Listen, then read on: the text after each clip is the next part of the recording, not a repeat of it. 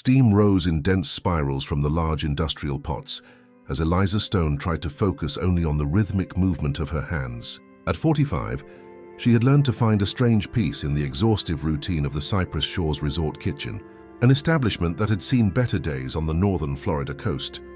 You are listening to a moving story. Please subscribe to the channel and comment what city you are watching from. Kurt greatly helps our work. Her hands, once delicate, now bore calluses and small scars from years of working with hot water and cleaning chemicals. Her dark brown hair, tied in a functional bun, was beginning to show silver strands that she didn't bother to hide.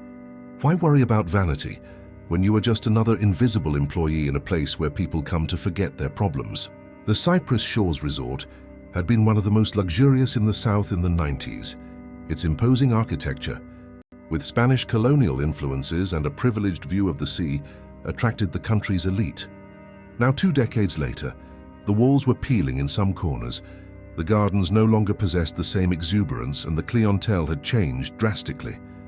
Middle-class tourists looking for deals, small business owners at modest conventions, and families on budget vacations made up a majority of the guests. Eliza lived in a small cottage on the back of the property, a benefit she had secured after 5 years of dedicated work. The simple 2-room space was her refuge, strategically isolated by a row of palm trees that kept her away from prying eyes and inconvenient questions. On the name tag pinned to her navy blue uniform, it read only Eliza S., a deliberate choice. Stone was not her birth name, but the one she had adopted when she decided to leave the past behind. Her real surname carried a weight she no longer wished to bear, memories she had sworn to bury. That Wednesday morning, as the October sun began to warm the Florida coast, something felt different in the air. A strange restlessness had accompanied her since she woke up, as if her body knew something her mind hadn't yet processed. Her hands trembled slightly as she washed a pile of dishes, something that rarely happened, even on the most tiring days. "Are you all right, Eliza?" asked Brenda, the middle-aged head chef who had worked at the resort since its inauguration. "Yes, just didn't sleep well," she answered automatically, a forced smile that didn't reach her eyes. Brenda observed her with that maternal gaze she reserved for the employees she liked most. In 5 years, Eliza had never spoken about her past, never mentioned family, never participated in the staff parties. She was efficient, punctual, and discreet, qualities that made her an exemplary employee but also a walking mystery. "There's a team meeting this afternoon. Looks like changes are coming," Brenda commented, organizing ingredients for lunch. "The manager has been nervous since yesterday. They say the owner is coming personally." Eliza felt a shiver run down her spine. In 5 years, she had never seen the resort's owner. She only knew the place belonged to a hotel conglomerate based in New York City. One of those corporate giants where decisions were made in aseptic meeting rooms by people who never set foot on the front lines. "Must be a routine inspection," she replied, trying to sound disinterested as she dried her hands on her apron. Across the country, in an imposing skyscraper in the financial heart of New York City, Grant Marshall watched the city from his 40th floor office window. At 48, he commanded the Marshall Hotels and Resorts chain, an empire built with relentless determination and decisions that were not always popular, but invariably profitable. His austere countenance, framed by meticulously cut black hair already showing gray at the temples, reflected the philosophy with which he conducted business: precision, control, calculated coldness. His dark eyes, which had once shone with youthful dreams, now looked like 2 obsidian stones polished by the constant pressure of the corporate world. The bespoke Italian suit couldn't completely hide the tension inhabiting his broad shoulders. His hands, always restless, drummed on the noble wood desk as he contemplated the red folder open before him. "Mr. Marshall," said Patricia, his efficient assistant of over a decade, "the helicopter will be ready in an hour. I've separated all the relevant documents regarding the Cypress Shores Resort and organized your schedule so you can stay there for up to 3 days, if necessary." Grant nodded without looking away from the papers he was studying with meticulous attention. The Cypress Shores Resort was one of the smaller properties in his portfolio, an acquisition he had made 8 years ago, more out of nostalgic impulse than business strategy. The region brought back memories of a distant past, of a time when his surname didn't open every door, when his heart hadn't yet transformed into an efficient calculator of profits and losses. Her time he strived to keep locked in a sealed compartment of his mind. What kind of irregularities were found exactly? He asked, turning a page of the internal audit report. Misappropriation of funds, over-invoicing from suppliers, a possible off-the-books cash scheme. Patricia enumerated with her characteristic objectivity. The local manager, Martin Ford, has only been in the position for 8 months, but the evidence points to problems that have been occurring for at least 2 years. Grant closed the folder with a sharp movement and stood up, adjusting the designer watch on his wrist. The board suggested sending the legal department, but you insisted on going personally, Patricia reminded him, with an almost imperceptible note of curiosity in her voice. Some problems require direct attention, he replied curtly, grabbing the suit jacket, resting on the back of his ergonomic chair. Besides, it's been a while since I visited that property. It's time to personally assess what can be done to reverse the location's decline. What Grant didn't mention, what he would never mention to anyone, was the real reason for his insistence on going to Florida personally. It wasn't just about financial irregularities or property assessment. It was something deeper, an unsettling intuition that had haunted him since he saw the resort's name on the audit report. Cypress Shores wasn't just another property in his vast empire. It was the setting for a chapter of his life that he had tried, unsuccessfully, to erase completely. A chapter starring a young woman with a luminous smile and eyes that reflected the sea. A young woman named Eliza.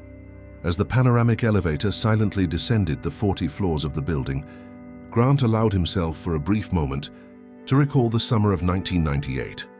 He was only 21 then, in his second year of business school, and working as a surf instructor during the holidays at the newly inaugurated Cypress Shores Resort. That's when he met her. Eliza Monroe, 18 years old, daughter of the influential businessman Edward Monroe, owner of a renowned construction company and a close friend of the governor at the time. She had arrived with her family for a 2-week vacation, the rich, sheltered girl whose world couldn't have been more different from his. The elevator reached the ground floor, interrupting his memories. Grant recomposed his impassive expression, straightened his tie and walked toward the garage, where his driver was already waiting. There was no point in reliving the past. What mattered was the present, the numbers, the results, his company's public image. The rest were just ghosts that occasionally tried to surface from the depths of his conscience. In the resort kitchen, Eliza was finishing organizing the dishes when she felt her phone vibrate in her uniform pocket. It was an unknown number, but something compelled her to answer even though she was on the clock. "Hello?" she said hesitantly, moving to a quieter corner of the kitchen. "Mrs. Eliza Stone?" The male voice on the other end sounded formal. "Yes, who is this?" "My name is Mark Goodman. I'm an attorney. I've been trying to locate you for some time at the request of my client, Mrs. Clara Marshall." Eliza felt her legs weaken and had to lean against the wall. Clara Marshall, a name she hadn't heard in over 2 decades, a name that belonged to a life that was no longer hers. "There must be some mistake," she replied with a trembling voice. "I don't know any Clara Marshall. Mrs. Stone, I know this may seem sudden, but I assure you it is a matter of the utmost importance. Mrs. Marshall is very ill and—" "I'm sorry, I can't help you," Eliza interrupted, hanging up the phone abruptly. Her hands were shaking so badly she almost dropped the device. Clara Marshall, his mother, the matriarch of the family who had destroyed her life, the woman who had separated her from Grant with threats and manipulations. What could she possibly want after all these years? At that exact moment, the resort manager rushed into the kitchen, his face pale and his forehead shining with sweat. "Attention, everyone.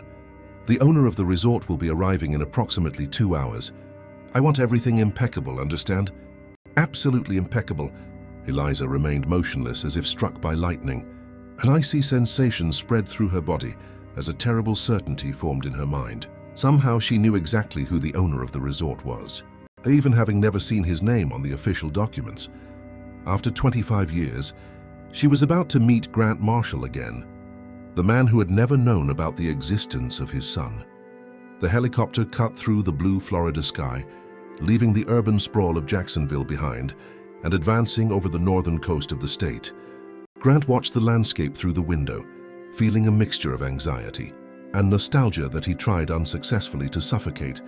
25 years was enough time to heal any wound, he repeated to himself like a mantra. But why then did his heart insist on accelerating as they approached? "We'll be there in 10 minutes, sir," the pilot informed him through the headset. Grant just nodded, adjusting the folder of documents in his lap.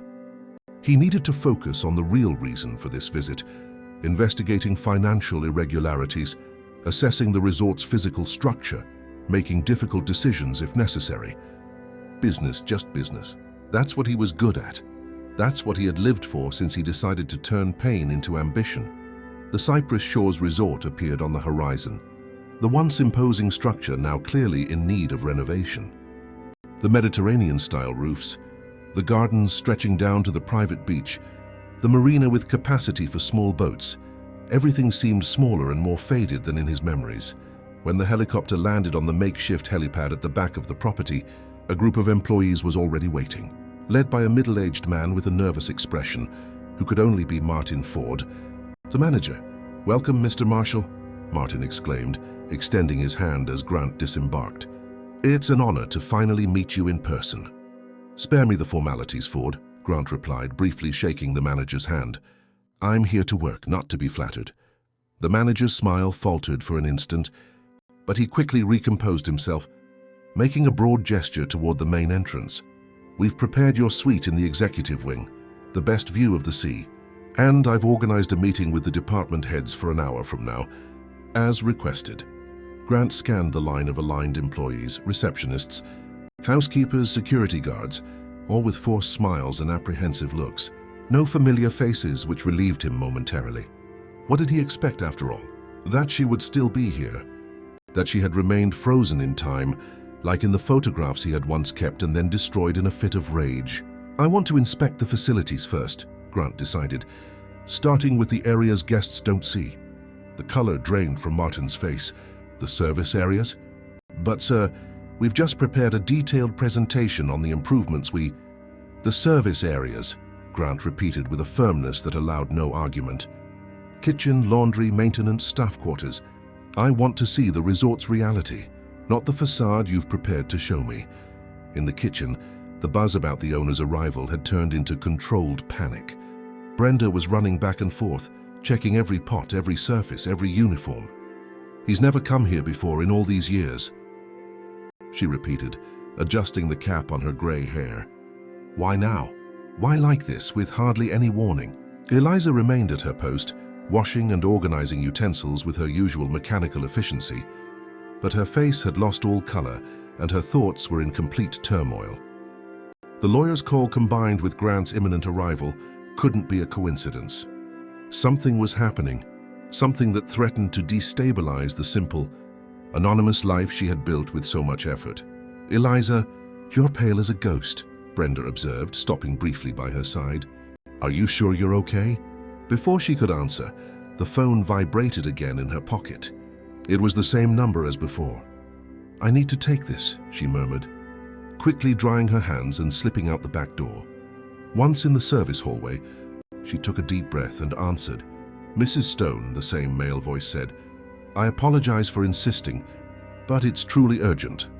Mrs. Clara Marshall has been diagnosed with a serious condition, and her last wish is to make peace with her son and meet the grandson she never had the chance to see."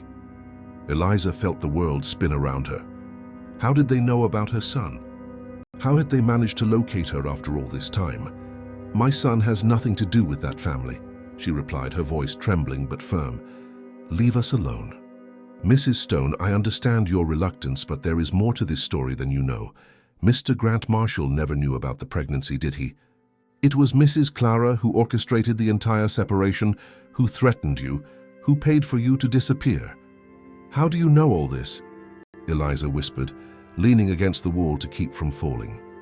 Mrs. Clara herself confessed everything in recent months, consumed by remorse. She manipulated both of you, made Grant believe you had abandoned him for money, hid the existence of her grandson. Now at the end of her life, she wants to fix at least part of the harm she caused. Eliza closed her eyes, trying to process this information. For years, she had believed Grant had agreed to Clara's demands, that he had chosen the family empire over her and the child she was carrying. The possibility that he too had been a victim of manipulation had never occurred to her. "Where is your son now, Mrs. Stone?" the lawyer asked gently. "That's none of your business," she replied automatically, her protective instinct overriding every other emotion. "I understand your caution, but I would like to send you some documents that might help clarify the situation. Mrs. Clara has transferred a considerable portion of her assets into a trust fund in your son's name. It's legitimate, I can assure you." "We don't want her money," Eliza cut in bitterly.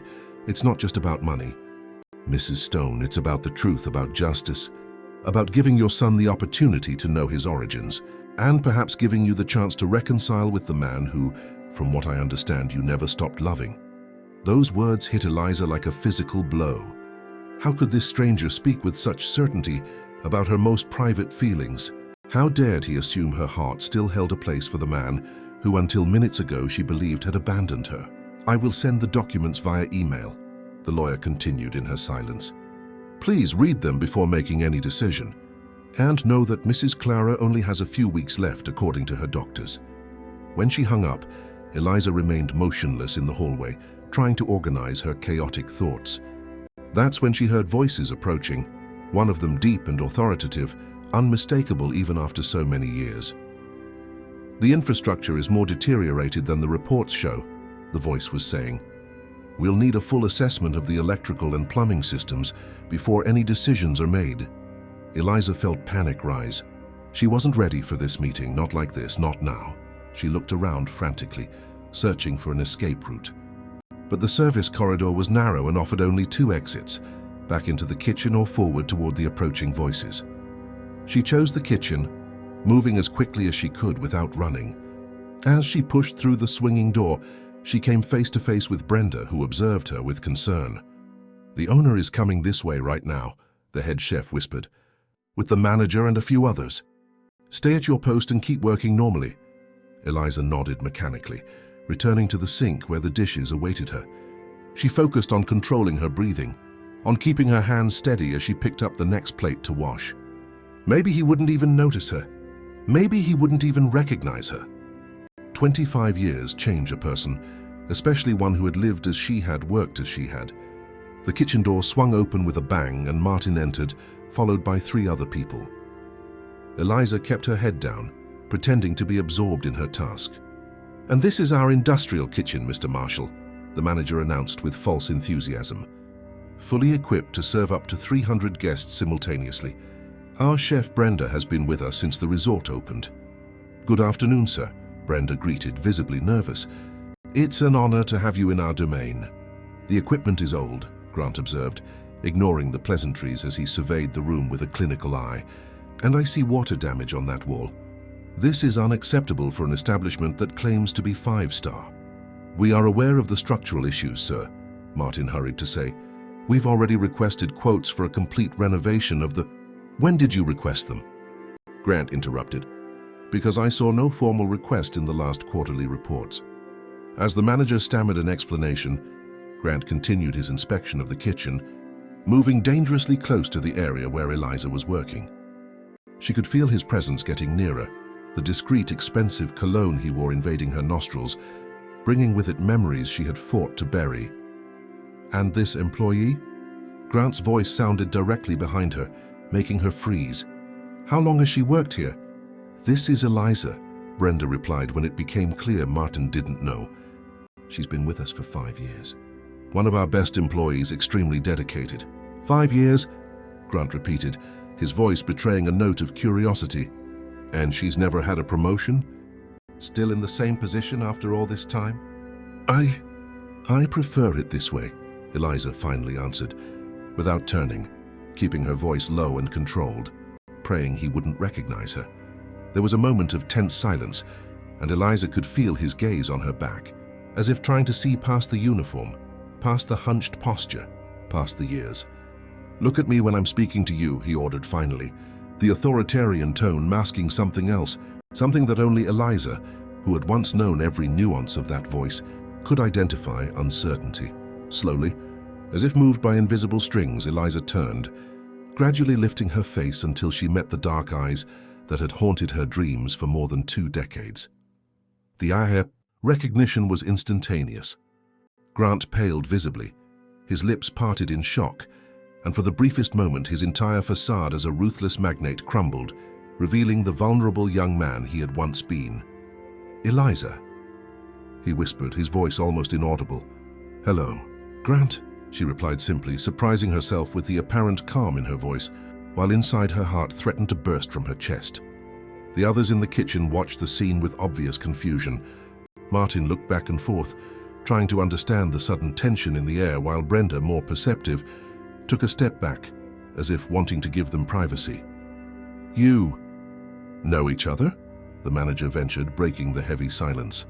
Grant seemed to snap out of a trance, recomposing his impassive expression with visible effort. "Yes," he replied curtly. "We met a long time ago." Eliza held his gaze even as she felt her legs weaken and her hands tremble. A lifetime had passed since they were last face to face. A life of sacrifices, secrets, and renunciations. "Continue the inspection without me," Grant ordered suddenly, without taking his eyes off Eliza. "I need to speak with this employee in private." "But sir..." "The meeting with the department heads," Martin began. "Cancel it," Grant cut him off. "Or postpone it. I don't care. This is more important." The implications of that sentence hung in the air like electricity before a storm. Martin, clearly confused but afraid to contradict his boss, nodded and motioned for the others to follow him out of the kitchen. "Let's go." "Folks, let's give Mr. Marshall some space," Brenda said, understanding the situation more quickly than the others and practically pushing the cooks away. In moments, the once bustling kitchen was empty, except for the 2 of them. The only sound was the distant bubbling of a pot on the stove and the rhythmic ticking of the large wall clock. Face to face, separated by 25 years of silence and the pain of an interrupted love, Grant and Eliza observed each other as if looking into a mirror of time, recognizing in the other the familiar features beneath the marks life had left, searching for answers to questions they didn't even know how to formulate. "You've been working in my kitchen for 5 years, he stated finally, his voice a mixture of disbelief and accusation. 5 years, Eliza, why?" She took a deep breath, trying to find the words to explain something she didn't fully understand herself. "I didn't know the resort was yours," she answered honestly. "When I came to work here, I was just looking for a quiet place, far from everything. I only found out today when they announced your visit.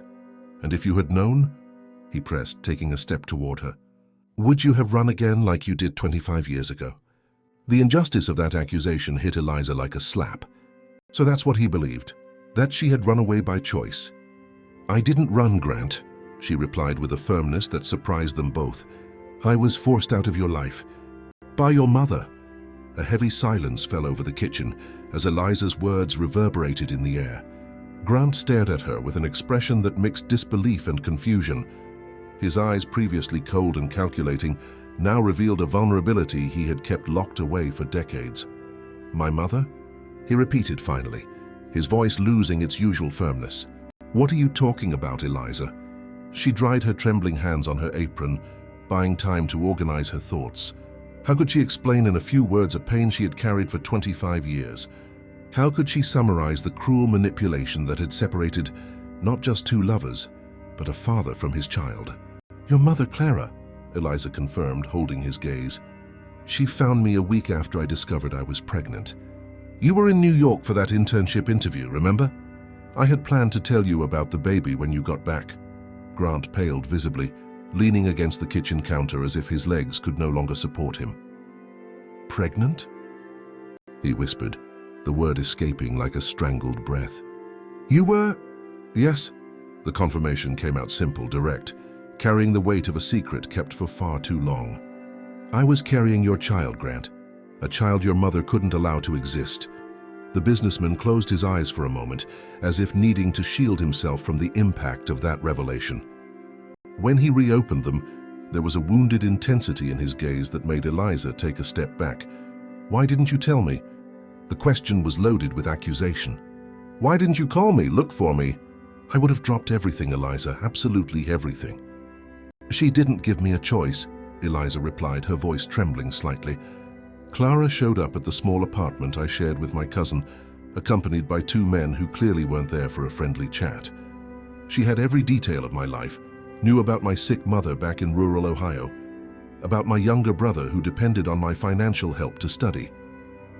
Eliza paused, the memory of that day still vivid and painful. Grant remained motionless, absorbing every word as if it were a physical blow. She offered me money first, she continued, an amount that seemed astronomical to me at the time. When I refused, she moved on to threats, said she would destroy my family, that my brother would never get a job anywhere, that my mother could lose her treatment at the public hospital where she was. That doesn't make sense, Grant protested, running a hand through his hair in a gesture of frustration. Why would she do that? Why go so far? Because you were the heir, Grant, Eliza explained with a sad smile. The only son of the great Edward Marshall, destined to take over the family business. And me? I was the girl with no last name, the daughter of a teacher from the countryside with a father who abandoned the family. A summer fling that was supposed to remain just that. A fling, not the love of your life, not the mother of your child. Grant began to pace back and forth like a caged animal, trying to process what he was hearing. When you disappeared, he said after a few moments, my mother gave me a letter, supposedly written by you, saying you had accepted money to stay away, that our story had never been real, that you had other plans for your life that didn't include a serious commitment to me. It was Eliza's turn to show shock. I never wrote any letter. I never accepted a cent from her. I believed that letter for years, Grant confessed, his face contorted in an expression of pain. I used the anger I felt to transform myself into the man I am today. I focused exclusively on business, expanding my father's small hotel chain into an international conglomerate.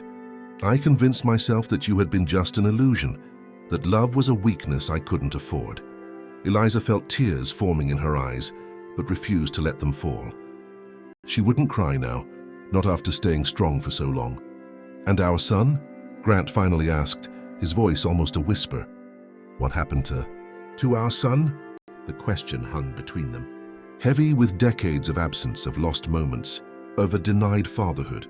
He's alive and well, Eliza replied, allowing herself a small, genuine smile for the first time. His name is Lucas.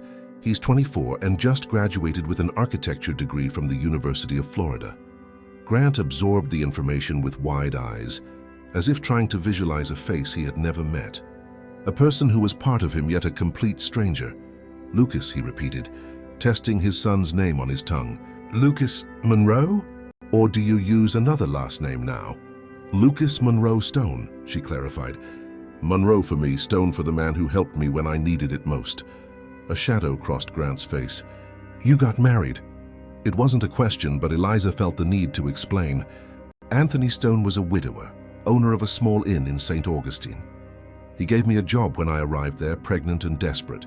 He helped me raise Lucas as if he were his own son. We got married when Lucas was 5, more for practicality than romantic love. He passed away 7 years ago from an aneurysm. Grant nodded slowly, processing each new piece of a painful puzzle that was beginning to make sense. Why did you come to work here? He asked. Why leave St. Augustine, where you had an established life, to be an employee at a declining resort? Eliza sighed, crossing her arms as if to protect herself. The inn didn't survive the economic crisis. We had to sell it to pay off debts. Lucas was already in college on a full scholarship, but I needed to support myself. This place offered housing in addition to a salary, and I wanted to stay relatively close to my son, who was studying in Gainesville. Grant's phone vibrated in his pocket, momentarily breaking the tension of the conversation. He ignored it, keeping his eyes fixed on Eliza. And today, coincidentally, I received a call from your mother's lawyer, she continued. It seems Clara is very ill and wants to make peace before she passes, Grant completed, avoiding the word they both feared using. Yes, she's in the terminal stage, cancer. The lawyer said she confessed everything, Eliza explained. That she wants to meet her grandson and ensure he receives part of the inheritance. Grant let out a bitter laugh. Typical of her. Manipulates, destroys lives, and then tries to buy absolution with money. Silence fell between them again, filled with unasked questions, unexpressed feelings, of an interrupted story that could have gone a completely different way. "Does Lucas know about me?" Grant finally asked, his voice betraying a vulnerability his face tried to hide. "He always knew Anthony wasn't his biological father," Eliza answered carefully. "When he was little, I told him his real father had been a great love of my youth, but that circumstances had separated us before he was born. As he grew up, I made sure he knew he hadn't been abandoned by you, that you simply didn't know he existed. And now?" Grant took a step toward her. "Would he want to meet me?" Before Eliza could answer, the kitchen door burst open and Martin entered, clearly nervous. "Mr. Marshall, forgive the interruption, but there's an emergency. The local press is at the resort entrance, saying they received information about financial irregularities here. They're asking for an official statement." Grant swore under his breath, the ruthless magnate instantly returning to the surface. "Who the hell leaked this information?" "The audit was confidential." "We don't know, sir, but they mentioned something about an internal informant. They're making serious accusations about embezzlement and money laundering." "I'll be there in a minute," Grant replied curtly, dismissing the manager with a gesture. When they were alone again, he turned to Eliza, his expression torn between the businessman who needed to manage a crisis and the father who had just discovered he had a son. "We need to continue this conversation," he said firmly. "There's much more I need to know that I need to understand." "Yes," Eliza agreed simply. "Have dinner with me tonight," he proposed. "In my suite in the executive wing, 7 o'clock. It wasn't a request, but it also wasn't an order. It was a shared need for both of them to fill 25 years of emptiness. I'll be there," she replied, and for a fleeting moment, something from the past shimmered between them, a connection that neither time nor Clara's manipulations had managed to completely destroy. Grant nodded briefly and strode out of the kitchen, leaving behind the scent of his expensive cologne and a whirlwind of emotions that Eliza was not prepared to process. As soon as the door closed, she finally allowed herself to lean on trembling hands on the counter, breathing deeply. Her world had been turned upside down in a matter of hours. The past she had tried so hard to leave behind was now back, demanding confrontation, demanding truth. Her thoughts flew to Lucas. How would her son react to discovering his biological father wasn't just a distant love from his mother's youth, but one of the most powerful businessmen in the country? How would he handle the discovery of a manipulative grandmother who on the verge of death was trying to buy her way to redemption? She needed to call him. She needed to prepare him. But first, she needed to organize her own thoughts, to decide exactly what she would say to Grant that night. 25 years of secrets, lies, and half-truths were about to come to light. And at the center of it all was Lucas, the son she had raised alone, the young man who would now have the chance to know his true origins, for better or for worse. Meanwhile, Grant faced the reporters at the resort entrance, his mask of the implacable executive firmly in place, but inside, a storm of emotions threatened to destabilize the foundations of everything he had built. A son. He had a son. A son who had grown up without knowing him, without his support, without his presence. An architect, graduated from the University of Florida, Lucas Monroe Stone, not Lucas Marshall as it should have been. Between aggressive questions from reporters and camera flashes, Grant answered automatically, his mind miles away, trying to imagine Lucas's face. Did he look like him? Did he have Eliza's eyes? His stubbornness? A passion for books? "Mr. Marshall, do you confirm there is an internal investigation into misappropriation of funds at the resort?" a reporter asked, pushing a microphone toward him. "Marshall Hotels maintains regular audits at all its properties as part of our transparency policy," he replied mechanically. "Any irregularity identified will be dealt with appropriately, as we have always done throughout our history. Sources indicate that you are personally conducting the investigation here. Doesn't that suggest a more serious situation than usual?" "I regularly visit all our properties," Grant lied easily. "My presence here is part of a strategic renewal and repositioning plan for the Cypress Shores Resort, which we will officially announce soon." The questions continued, but Grant barely registered them. One part of his mind, the part trained to handle crisis situations, responded automatically, while another part, the one that had just discovered it was a father, frantically searched through memories from 25 years ago. Clara. His own mother had orchestrated everything. She had separated him from the woman he loved, had denied him the right to know his own son, had lied shamelessly by presenting a forged letter. Why? To protect the family legacy? To ensure he followed the path the Marshalls had trod for generations? To prevent his father's mistake, marrying for love someone outside his social circle, from being repeated? The irony was palpable. Clara had gotten exactly what she wanted. She had turned her son into the perfect successor, the calculating businessman who put business above all else, who had built an empire even greater than the legacy he inherited. But at what cost? The press conference finally ended, and Grant returned inside the resort, ignoring Martin's attempts to discuss the media crisis. He needed space, silence. He needed to process everything he had discovered. In his luxurious suite in the executive wing, with a panoramic view of the sea, Grant poured himself an expensive whiskey and walked to the balcony. The sun was beginning to set, painting the sky in shades of orange and pink that inevitably reminded him of that last summer with Eliza. They had been so young, so full of dreams. He, the rebellious son, working as a surf instructor, against his family's wishes. She, the literature student, working as a children's counselor at the resort during the holidays to pay for college. The meeting had been instantaneous, overwhelming. In a matter of days, what could have been just a summer fling turned into something deeper. They talked for hours about books, music, dreams. They made plans, however vague, however unlikely given the social abyss that separated them. And then she simply disappeared. No warning, no goodbye. Just that cruel letter he now knew was a fraud created by his mother. A letter that had destroyed not only his heart, but his faith in relationships, in genuine human connections. The phone rang, interrupting his reflections. It was the number of the luxury nursing home where Clara was staying. "Hello?" "Mother," he answered, his voice deliberately neutral. "Grant?" Clara's voice sounded frail, a distant echo of the domineering woman she had once been. "Did you receive a visit from Dr. Goodman?" "Dr. Goodman?" Grant repeated, confused for a moment. Then understanding hit him. "The lawyer." "No, he didn't contact me. But I found Eliza today." There was a long silence on the other end of the line.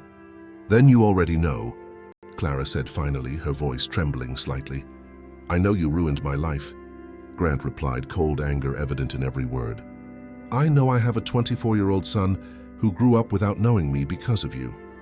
I know you forged a letter, that you threatened Eliza and her family, that you manipulated everyone like pieces in your sick game of control. I was trying to protect you." Clara defended herself, a shadow of her old arrogance still perceptible despite her physical weakness. "You were too young, too immature. That girl would have ruined your future, turned you away from your destiny." "My destiny?" Grant laughed humorlessly. "And who are you to decide my destiny? Look at me now, Mother. Yes, I built an empire like you wanted. I am rich and powerful beyond your wildest dreams. But you know what else I am? Alone, empty, unable to trust, to connect, to love. You would have thrown everything away for her," Clara insisted. "You would have dropped out of college, wasted your potential because of a youthful infatuation. Maybe. Or maybe we would have found a middle ground. Maybe I could have been just as successful in business as I am today. But with a family by my side, with a son who grew up knowing me, admiring me, not as a stranger who showed up out of nowhere after 24 years. The silence returned, heavy with late regrets and empty justifications. "I'm dying." "Grant," Clara said finally, the fragility of her condition evident in her voice, "I don't want to leave this world without trying to fix what I did. Without meeting my grandson." "You think it's that simple?" Grant's voice was icy. "That you just say I'm sorry and all is forgiven? You stole 24 years from me, from Eliza, from Lucas, years that can never be recovered." "No, I don't think it's simple," Clara replied with surprising lucidity. "I don't expect forgiveness, just understanding.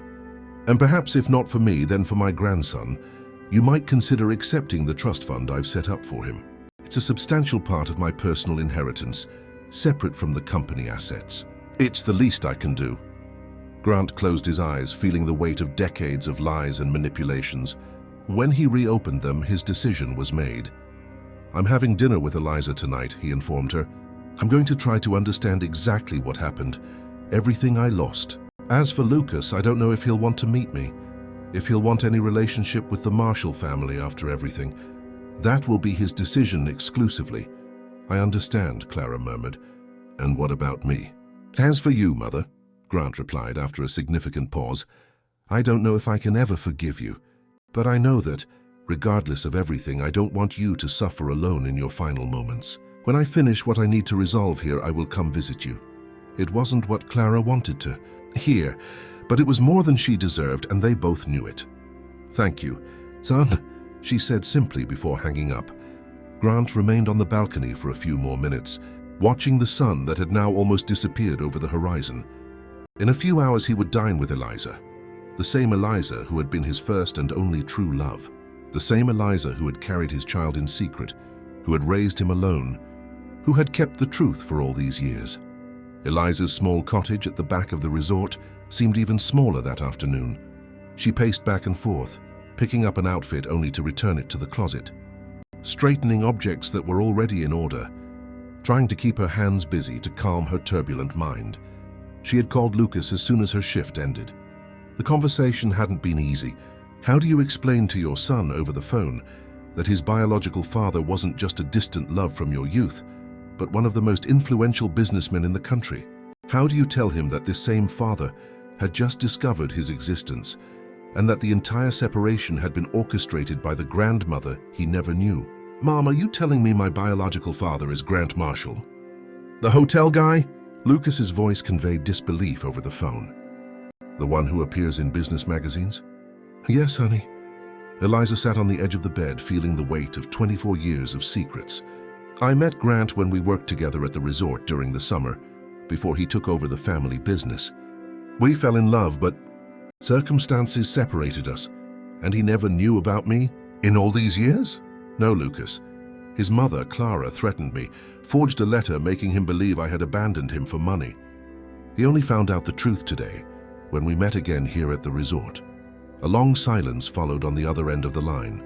Lucas, are you still there? I'm processing, Mom, he replied finally. It's a lot of information at once. Does this mean I'm the heir to a hotel empire? That I have a millionaire grandmother who's dying and trying to buy my forgiveness? It's not exactly like that, Eliza tried to explain. You are Grant's son, yes, but that doesn't automatically mean you're an heir to anything. And as for Clara, well, what she did was unforgivable, but apparently she is genuinely remorseful now. Remorseful now that she's dying and thinking about final judgment. The bitterness in Lucas's voice was palpable. Very convenient, Eliza sighed. Lucas had always been intense, passionate in his convictions. In that he was undeniably Grant's son. I'm not defending Clara, she clarified. What she did was terrible. But people change, honey. Sometimes they need to face their own mortality to realize the mistakes they've made. And this Grant guy? My father. Lucas seemed to test the word, as if it were an exotic food whose taste he hadn't yet decided if he liked. Does he want to meet me? Yes, Eliza replied softly. He was shaken to learn about you. We're having dinner tonight to talk more. He has a lot of questions. I bet. A pause. And what about me, Mom? Am I supposed to run and meet this man who biologically put me in the world but was never part of my life? Am I supposed to accept this family that rejected us with open arms? No one is asking you to do any of that, Lucas, Eliza assured him. They didn't reject us. Clara manipulated everyone. Grant believed I had abandoned him, that I had chosen money over love. He didn't know about you. Still, Lucas's hesitation was understandable. Today it's hard not to feel that somehow he could have tried harder. He could have questioned, investigated, I don't know. Eliza closed her eyes, feeling the weight of that observation. She herself had wondered about that over the years. Why had Grant accepted that letter so easily? Why hadn't he tried to find her, to confront her personally? People make mistakes, honey, she said finally. Especially when they're young, when they're hurt. Grant believed his mother, believed the forged letter. He used the pain of rejection as fuel to become the man he is today. And what kind of man is that, Mom? Lucas asked, curiosity now evident in his voice. Besides the business reports and photos at events, what do you know about who he's become? Honestly, almost nothing, Eliza admitted. The man I knew 25 years ago was passionate, a dreamer, rebellious. The man I met again today is different, harder, colder. but I also sense that beneath the surface, something of the old Grant still exists. Silence again. This time more contemplative. "Mom," Lucas said finally, his voice softer, "what do you want me to do? Do you want me to go there, to meet this man who is my biological father?" Eliza took a deep breath, choosing her words carefully. "What I want is for you to follow your heart, Lucas. If you want to meet him, I'll support you completely. If you prefer to wait, to reflect more, I'll support that too. This is your decision, not mine. I think I need some time to process all this," he decided. "I'll finish some pending projects here at the studio, and maybe this weekend I can drive up there." "Of course, honey. No pressure, no expectations." When they hung up, Eliza remained seated for a few minutes, absorbing the conversation. Lucas had always been her anchor, her reason to keep going in the most difficult times. Raising him alone hadn't been easy, even with Anthony's invaluable help. But every sacrifice had been worth it to see the upstanding, talented man he had become. Now, looking at the clock, she realized she had less than an hour to get ready for dinner with Grant. She opened the closet again, facing the limited wardrobe of a woman who had long since stopped worrying about appearances. Finally, she settled on a simple navy blue cotton dress, the only minimally formal piece she owned, saved for rare occasions like Lucas's graduation. She unbound her hair from the functional bun, letting the brown strands with silver streaks fall over her shoulders. A quick brush, a touch of discreet lipstick, the only makeup product she owned, and she was ready. There was no luxury in her appearance, no studied sophistication. Just a 45-year-old woman who bore on her face the marks of a life of hard work and quiet sacrifices. The path from the cottage to the resort's executive wing had never seemed so long. Eliza chose to walk around the main building through the gardens, avoiding the reception area where she would certainly encounter curious glances after that afternoon's events. The news of her encounter with Grant in the kitchen had probably already spread among the staff like wildfire. The sun had set completely, and the garden lights created an illuminated path between palm trees and flowering shrubs. The smell of the sea mingled with the scent of gardenias, involuntarily bringing back memories of that last summer. Barefoot walks on the sand, stolen kisses behind the beach cabanas, promises whispered under starry skies. When she reached the main building, an employee was already waiting for her at the side entrance, clearly instructed to lead her discreetly to the presidential suite. "Good evening, Mrs. Stone," the young man greeted formally. "Mr. Marshall is waiting for you. Please follow me." The private elevator took them directly to the top floor. When the doors opened, Eliza found herself in a spacious foyer leading to a single double door of dark wood. "Mr. Marshall asked for you to go right in," the employee informed her before retreating. Eliza took a deep breath, smoothed her simple dress with slightly trembling hands, and knocked lightly on the door. Seconds later, Grant opened it himself. He had changed from the formal suit into dark trousers and a white shirt with the sleeves rolled up, revealing still strong forearms. His hair, previously impeccably combed, seemed slightly disheveled, as if he had run his hands through it several times, a nervous gesture Eliza recognized from the past. "Eliza," he greeted, with a formality that couldn't completely hide his nervousness. "Thank you for coming. Please come in." The presidential suite was spacious and elegantly decorated, with large windows offering a panoramic view of the night sea. A table for two had been set on the balcony, with fine china and crystal glasses that contrasted sharply with the simplicity of the cafeteria, where Eliza usually ate her meals. "I asked the chef to prepare something special," Grant commented, leading her to the balcony. "I hope you still like seafood." "Yes, I still do," she confirmed, surprised he remembered that preference after so many years. An uncomfortable silence settled as they sat down. 25 years of absence weighed between them, along with the recent revelation that had shaken the foundations of everything they thought they knew about each other. "I spoke with Lucas," Eliza said finally, breaking the silence. Grant, who was about to pour the wine, paused mid-motion, his eyes immediately locking onto hers. "And how did it go?" he asked, a rare vulnerability showing in his voice. "It was a shock for him, as you can imagine," Eliza replied honestly. "It's not every day you find out your biological father is one of the most powerful businessmen in the country." Grant nodded slowly, completing the gesture of pouring the wine before speaking again. Is he angry? At me, I mean. Eliza considered the question for a moment. I wouldn't say angry exactly. Confused, surprised, maybe a certain amount of hurt. He needs time to process it all. Understandable, Grant murmured, swirling the glass between his fingers without drinking. I'm still trying to absorb the fact that I have a 24-year-old son myself. A discreet waiter appeared, serving the appetizer, grilled scallops with a lemon reduction. When he retreated, leaving them alone again, Grant leaned slightly over the table. What is he like, Eliza? Not just physically, but as a person? Her face softened instantly, as it always did when she spoke of her son. Lucas is intense, she began, a small smile forming on her lips. Passionate about everything he does, stubborn when he believes in something. He has an almost inflexible sense of justice and a creativity that always surprises me. Does he look like me? The question came out loaded with an emotion Grant couldn't fully disguise. Physically. Yes, quite a lot, Eliza confirmed. He has your eyes, your determined chin, and especially, he has that concentrated expression of yours when he's absorbed in something that interests him. As for temperament, let's just say he inherited the best and worst of both of us. My sensitivity and your stubbornness. Grant allowed himself a small smile. Sounds like an explosive combination. It is, Eliza agreed, tasting the appetizer, but he channeled it all into architecture. He has a natural talent for creating spaces that are both functional and emotionally impactful. Does he work for a specific firm? Not yet.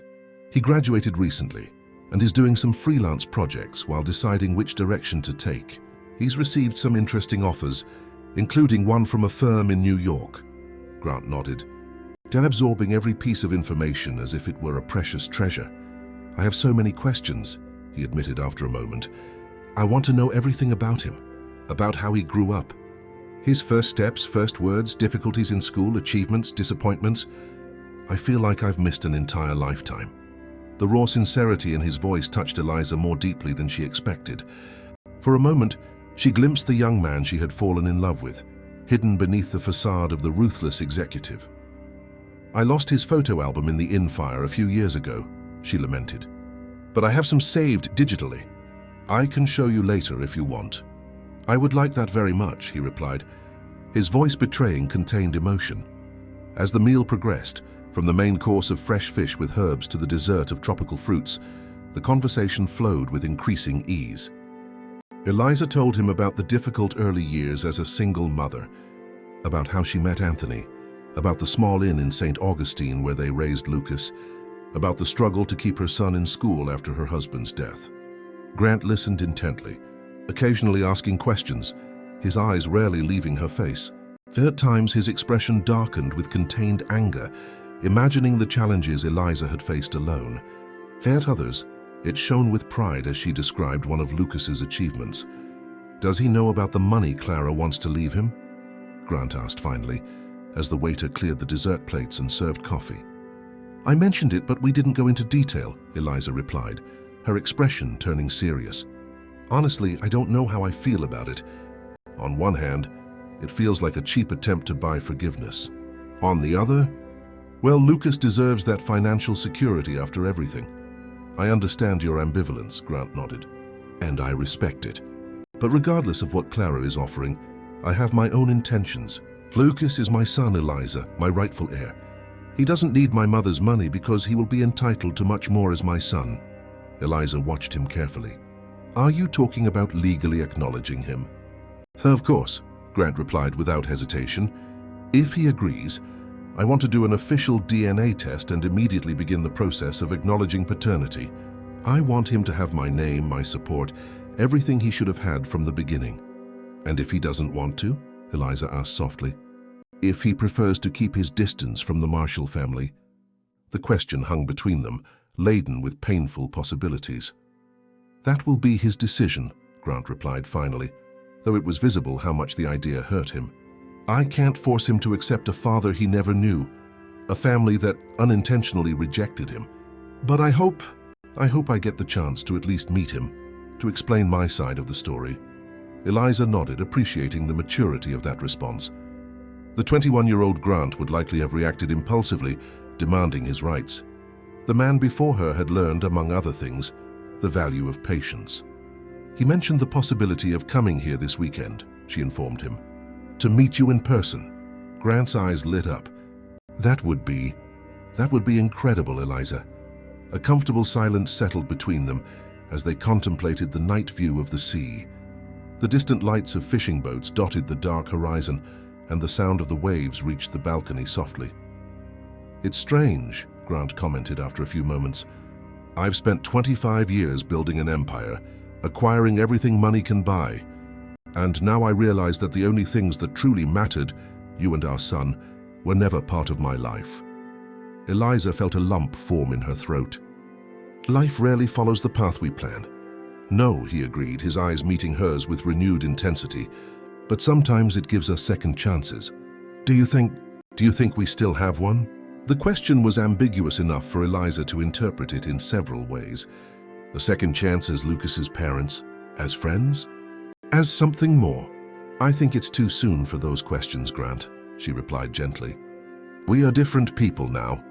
We need to get to know each other again, to understand who we've become. He nodded, accepting the answer without pressing. You're right. One step at a time. Grant's phone rang, breaking the moment. He checked the screen quickly, frowning. It's Patricia, my assistant, he explained. She wouldn't call at this hour if it wasn't important. Answer it, Eliza encouraged. It's getting late anyway. I should go. Grant hesitated, visibly reluctant to end the meeting, but finally nodded. Just a minute, he said, moving away to take the call. While he spoke in a low voice near the balcony door, Eliza allowed herself to observe him more closely. The years had been kind to Grant. The expression lines on his face only accentuated his air of authority, and the gray strands at his temples gave him an added charm. Physically, he still maintained the athletic build of his youth, although now there was an invisible weight on his shoulders, the weight of responsibilities, of difficult decisions, of lost opportunities. When he returned, his expression was dark. Problems? Eliza asked, standing up.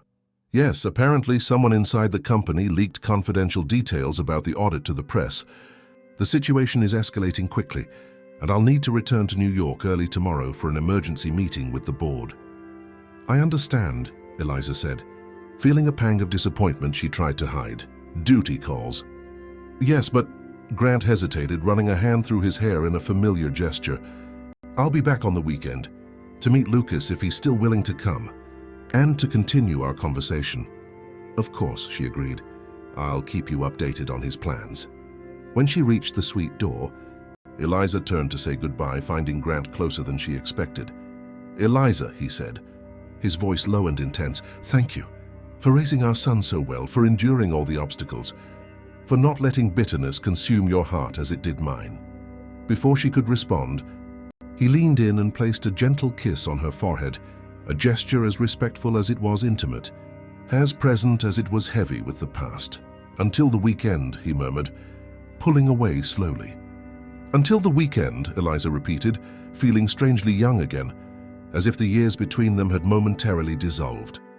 On the way back to her cottage, under the starry Florida sky, Eliza allowed herself, for the first time in many years, to consider the possibility of a different future.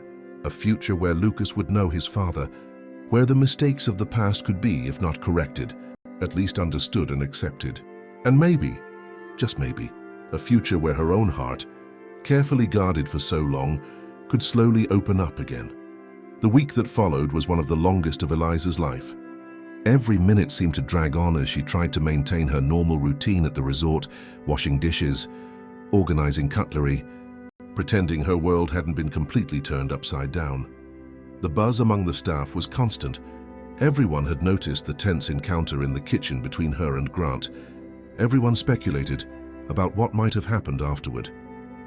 Theories ranged from the romantic to the absurd, from an old affair rekindled to involvement in some financial scheme Grant was investigating. Brenda, always perceptive, was the only one who seemed to sense something close to the truth. In quiet moments in the kitchen, she would cast understanding glances at Eliza, offering small gestures of support without asking invasive questions. On Friday, during the lunch break, the head chef finally approached as Eliza was drinking coffee alone in a corner of the staff cafeteria. "He's coming back tomorrow, you know," Brenda commented casually, sitting down across from Eliza. "The reception staff is in a frenzy preparing the presidential suite again." Eliza nodded, stirring her coffee distractedly. "I know," he told me. The implicit confession in that simple sentence, that she and Grant were in contact, did not go unnoticed by Brenda, whose eyes widened slightly. "So it's true," the head chef murmured. "You really did know each other before?" "It's a long story, Brenda," Eliza replied with a sigh.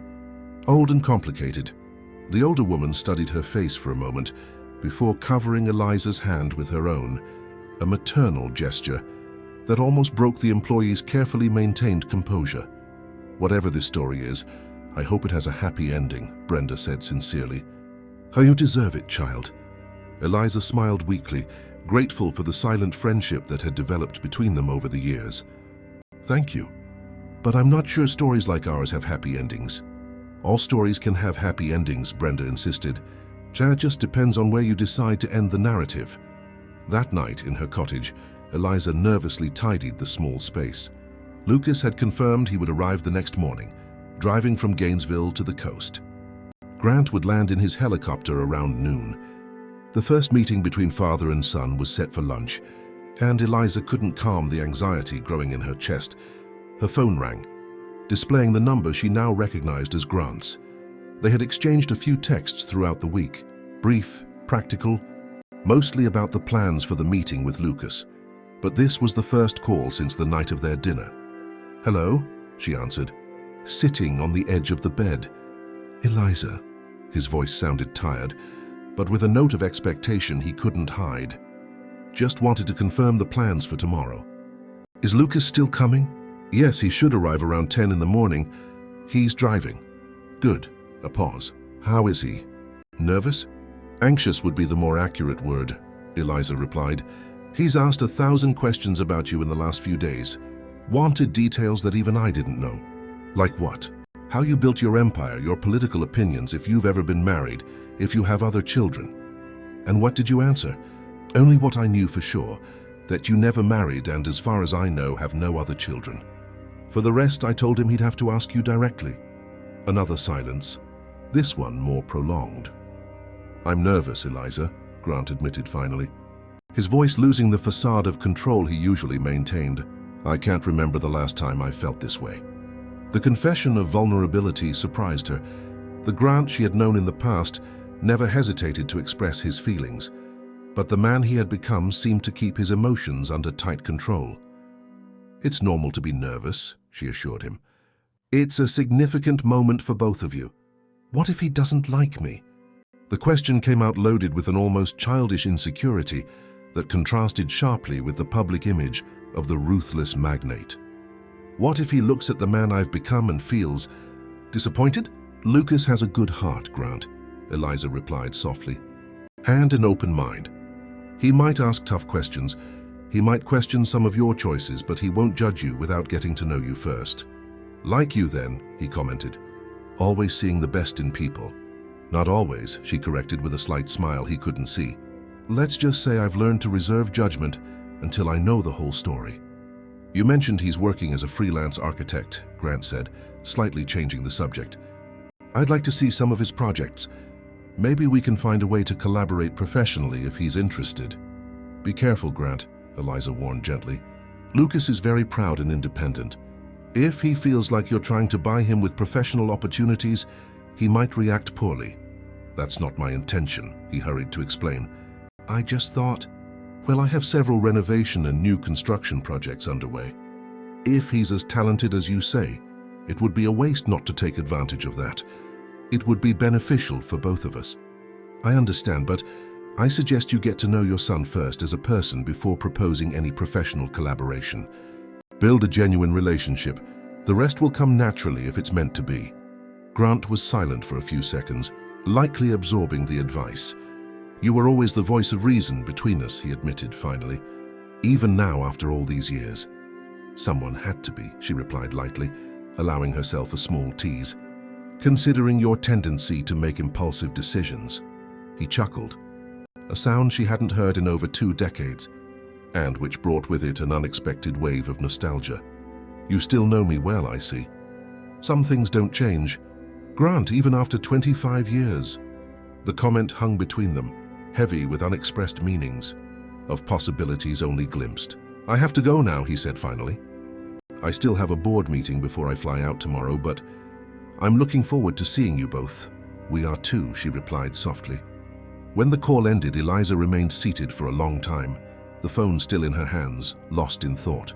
For 25 years, she had built an emotional fortress around her heart, convincing herself that the love of her youth had been just that, a fleeting romance, beautiful while it lasted, but destined to remain in the past. Now, the foundations of that fortress seemed to be shaking. The way her heart raced at the sound of Grant's voice, the ease with which they fell into their old dynamic of affectionate teasing, the silent electricity that still pulsed between them. All of it scared and attracted her in equal measure. The next morning, Eliza woke before dawn after a restless night. She took a long shower, carefully chose a pair of classic cut jeans and a light blue blouse that Lucas had once commented matched her eyes. She left her hair down, applied a light touch of makeup, more than her usual nothing, less than what might suggest a special effort for the occasion. She had asked for the day off work, something she rarely did, and Brenda had granted it readily, with a knowing smile that Eliza chose to ignore. At 10:15, a blue sedan with a few years on it parked near her cottage. Eliza's heart sped up as she saw the familiar figure of her son get out of the vehicle, tall and slender, his dark hair messy from the road wind. "Lucas!" she called, hurrying to meet him. He smiled, that crooked grin that always melted her maternal heart, and opened his arms to receive her in a tight hug.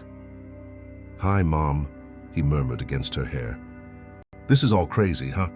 Eliza laughed, pulling back to get a better look at him. Lucas was wearing dark trousers and a simple white shirt, more formal than his usual casual style. A clear sign that, despite his relaxed attitude, he was taking this meeting very seriously. "You look handsome," she commented, automatically adjusting his collar in a motherly gesture that made him roll his eyes affectionately. "Tried to look minimally presentable to meet the great Grant Marshall," he replied with a hint of irony. "Didn't want to embarrass the illustrious lineage." "Lucas," Eliza warned gently. "Sorry," he sighed, running a hand through his hair. "It's my defense mechanism, you know. When I'm nervous, I get sarcastic." "I know, honey, but try to give him a chance, okay? Remember that Grant is also just discovering all of this now." Lucas nodded, grabbing his backpack from the back seat. "I'll try. I promise not to judge before I really get to know him." They went into the cottage, where Eliza had prepared a simple breakfast. As they ate, Lucas talked about his recent projects, about a potential client in New York who wanted to hire him to redesign a commercial space, about the ideas he was developing for a sustainable architecture competition. Eliza listened intently, marveling as she always did at the passion her son showed for his profession. When he was young, she had imagined Lucas pursuing an academic career, as she had dreamed of doing before pregnancy interrupted her plans. But from an early age, he had shown a special talent for drawing and building, spending hours assembling complex structures with building blocks, drawing imaginary houses, watching fascinated by the architectural details of the historic buildings they visited. "I researched him, you know," Lucas commented abruptly, interrupting her thoughts. "Grant, I read everything I could find online." "And what did you find?" Eliza asked, pouring more coffee. "Objectively? That he's brilliant in business, turned a small family chain into an international empire in record time, has a reputation for being ruthless but fair, maintains a foundation that supports educational projects. Never involved in scandals, never married." Lucas paused, stirring his eggs distractedly. "Subjectively? That he seems like a lonely man. In all the photos at social events, he's smiling formally, but his eyes are never really there, you know, like he's just playing a role." The astuteness of the comment surprised Eliza. It was exactly what she herself had noticed when looking up photos of Grant over the years. On the rare occasions she allowed herself to research him. "Did you two talk much the night of the dinner?" Lucas asked. "Yes," Eliza admitted. Mostly about you, to be honest. He wanted to know everything. What you were like as a baby, how you grew up, your preferences, your talents. And about you two? About the past. We talked a little. But there's so much to say, so many years to process. One night barely scratched the surface. Lucas watched his mother intently. His eyes, so much like Grant's, searching her face. You still have feelings for him, he concluded. Not as a question, but a statement. Eliza felt her face warm. Lucas, that's complicated. He finished with a small smile. Of course it is. But I'm right, aren't I? Part of you never completely got over him. She sighed, recognizing the futility of denying the obvious to her always perceptive son. What I feel is confusing, she admitted. For years I believed Grant had consciously abandoned me, that he had chosen his family and fortune over us. I built my life on that belief. Now to find out he was also a victim of manipulation, that he never knew about you, it's as if the entire past has been rewritten. And does that change your feelings for him? I don't know, honey. I honestly don't know. The Grant I loved was 21, rebellious, a dreamer, passionate about life. The man I've met now is different, harder, colder. Even if there are still traces of the boy I knew, it's been 25 years of separate experiences, of completely different lives. Lucas nodded, accepting the answer. And what about Anthony? Did you love him? The question, asked gently but directly, caught Eliza off guard.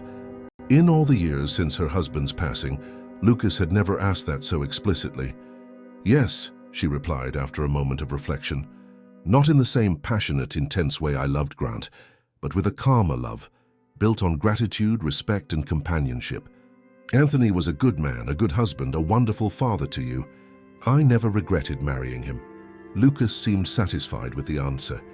He checked his watch and took a deep breath. Almost 11:30. He'll be here soon. Nervous? Eliza asked, starting to clear the plates. I think anxious is a better word, Lucas replied, inadvertently repeating the same words his mother had used to describe his emotional state to Grant the night before. It's strange, you know. I've spent my whole life imagining what my biological father would be like, building a mental image based on the few details you shared. Now I'm going to meet him for real, and he's Grant Marshall. Eliza smiled understandingly. Remember that behind the famous name and the fortune, he's just a man. Lucas, a man who just found out he has a son and is just as nervous as you are about this meeting. As they finished tidying the small kitchen, the characteristic sound of a helicopter began to approach. Eliza felt her stomach knot, and she noticed Lucas had suddenly tensed, his shoulders rigid as he dried a cup with more force than necessary. A few minutes later, Eliza's phone rang. I've just arrived, Grant informed her, his voice betraying slight anxiety. Do you prefer to come to the main restaurant, or should I come get you? Eliza looked at Lucas, who made a gesture indicating she should decide. We'll come to you, she replied. In 15 minutes, all right? Perfect. I've reserved a private room for lunch. Just ask at the reception, they'll show you. When she hung up, Eliza took a deep breath, trying to calm her own nervousness so she could project serenity to her son. Ready? She asked, offering an encouraging smile. Lucas paused, adjusting his shirt one last time, running a hand through his hair in a gesture so similar to Grant's that Eliza felt a pang in her chest. Ready, he confirmed finally, with a determination she knew well. Let's go meet my father. The path from the cottage to the main building of the resort had never seemed so long. Eliza and Lucas walked side by side in silence, each absorbed in their own thoughts, preparing for the moment that would change their lives forever. At the reception, they were greeted with unusual deference. Clearly the staff had been instructed to treat them with special attention. An elegant hostess led them through the main restaurant to a discreet door at the back, which opened into a small private dining room. And there he was. Grant stood up immediately as he saw them enter, his gaze instantly fixing on Lucas. For a moment he seemed at a loss for words, the mask of corporate control completely abandoned at the sight of his son. Lucas also stopped, studying the man before him with intensity, as if trying to reconcile the imposing figure with the abstract concept he had carried his whole life. The silence stretched on, thick with emotions so dense they were almost tangible. Eliza remained a step behind, aware that this moment belonged to them. "Lucas," Grant said finally, his voice hoarser than usual. It's incredible to finally meet you." Lucas nodded slowly, still processing the impact of the meeting. "Mr. Marshall," he replied formally. "Please." Grant gestured with his hand. "Grant is fine, or—" He hesitated, a rare vulnerability crossing his face. "Well, we can decide what you prefer to call me over time." Another nod from Lucas, who finally took a few steps forward, extending his hand. "This is strange for both of us, I imagine." Grant grasped the offered hand, his eyes never leaving his son's face. "More than I can express." Eliza watched the scene with a tightening heart, noticing the details they themselves didn't see. The same shape of their eyebrows, the same angle of their jaw, the same slightly tense posture when nervous, their hands gesturing almost identically as they spoke. Father and son, separated by 24 years of absence, finally face to face, trying to bridge a chasm of lost time with a simple handshake. Lunch began in an atmosphere of tense formality. Grant, Lucas, and Eliza sat at the elegantly set table, served by a discreet waiter, who appeared only when necessary and quickly retreated, as if sensing the delicacy of the situation. "I asked the chef to prepare a few varied options," Grant commented as appetizers were served. "I didn't know your preferences, so—" "I like almost everything," Lucas replied, relaxing slightly at his father's evident anxiety, "except asparagus. I've never been able to get used to the taste." An involuntary smile formed on Grant's face. "Interesting. I've never liked asparagus either, even when my mother insisted it was a delicacy I should appreciate." The small point of similarity, however trivial, seemed to break some of the initial ice. Lucas tasted the salmon tartare, nodding appreciatively. "Were you born here in Florida?" Grant asked, trying to build conversation. "Yes, in Gainesville," Lucas replied.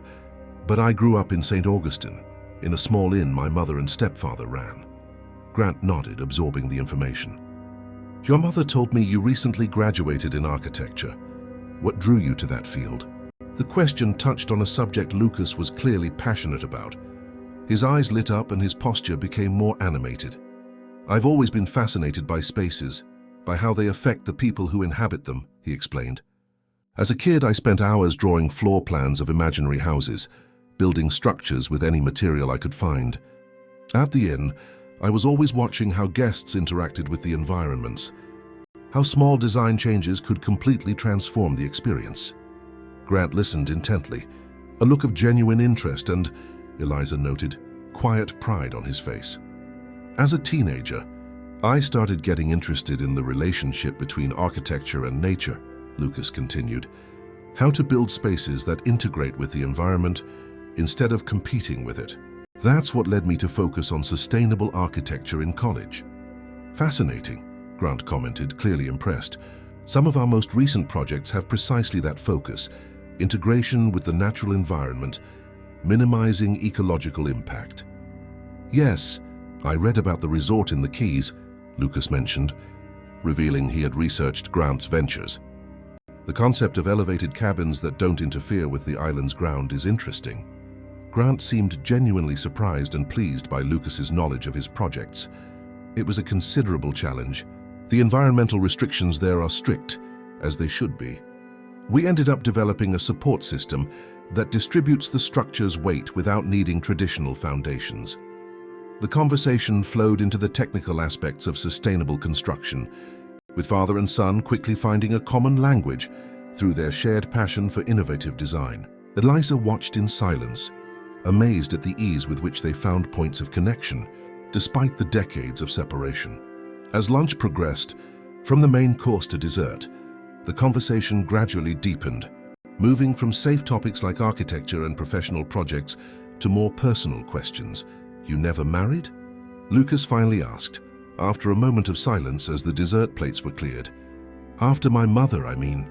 The direct question seemed to catch Grant off guard, but he answered honestly after a brief glance in Eliza's direction. "No," he admitted. "There were a few relationships over the years, nothing serious or lasting. I dedicated myself almost exclusively to the business." "Why?"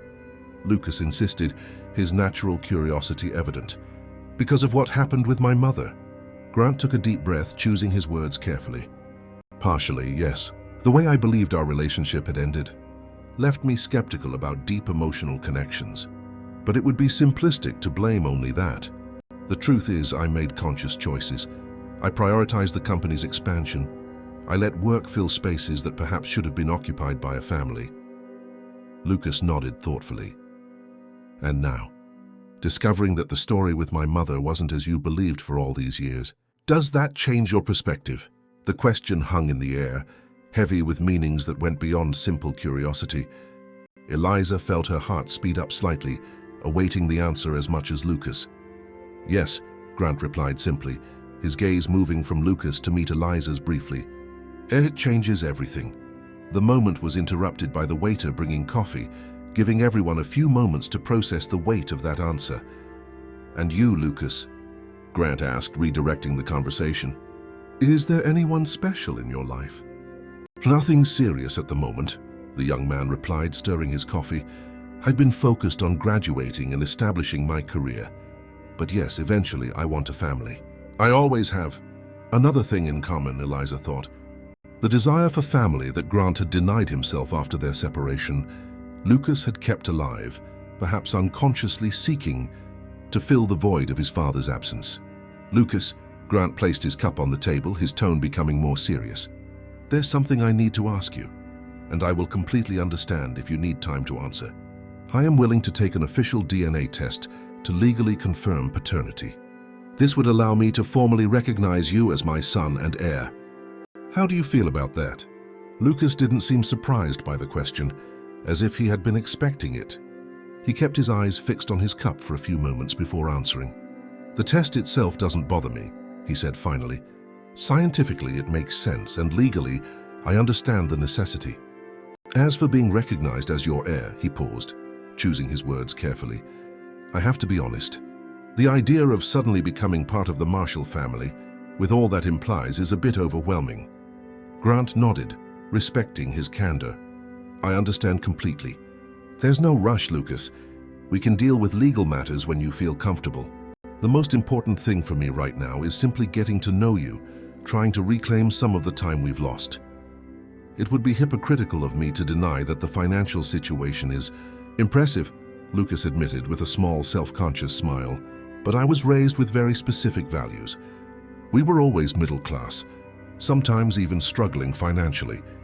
But my mother and Anthony taught me that true value lies in what we build with our own effort. Admirable values, Grant commented sincerely.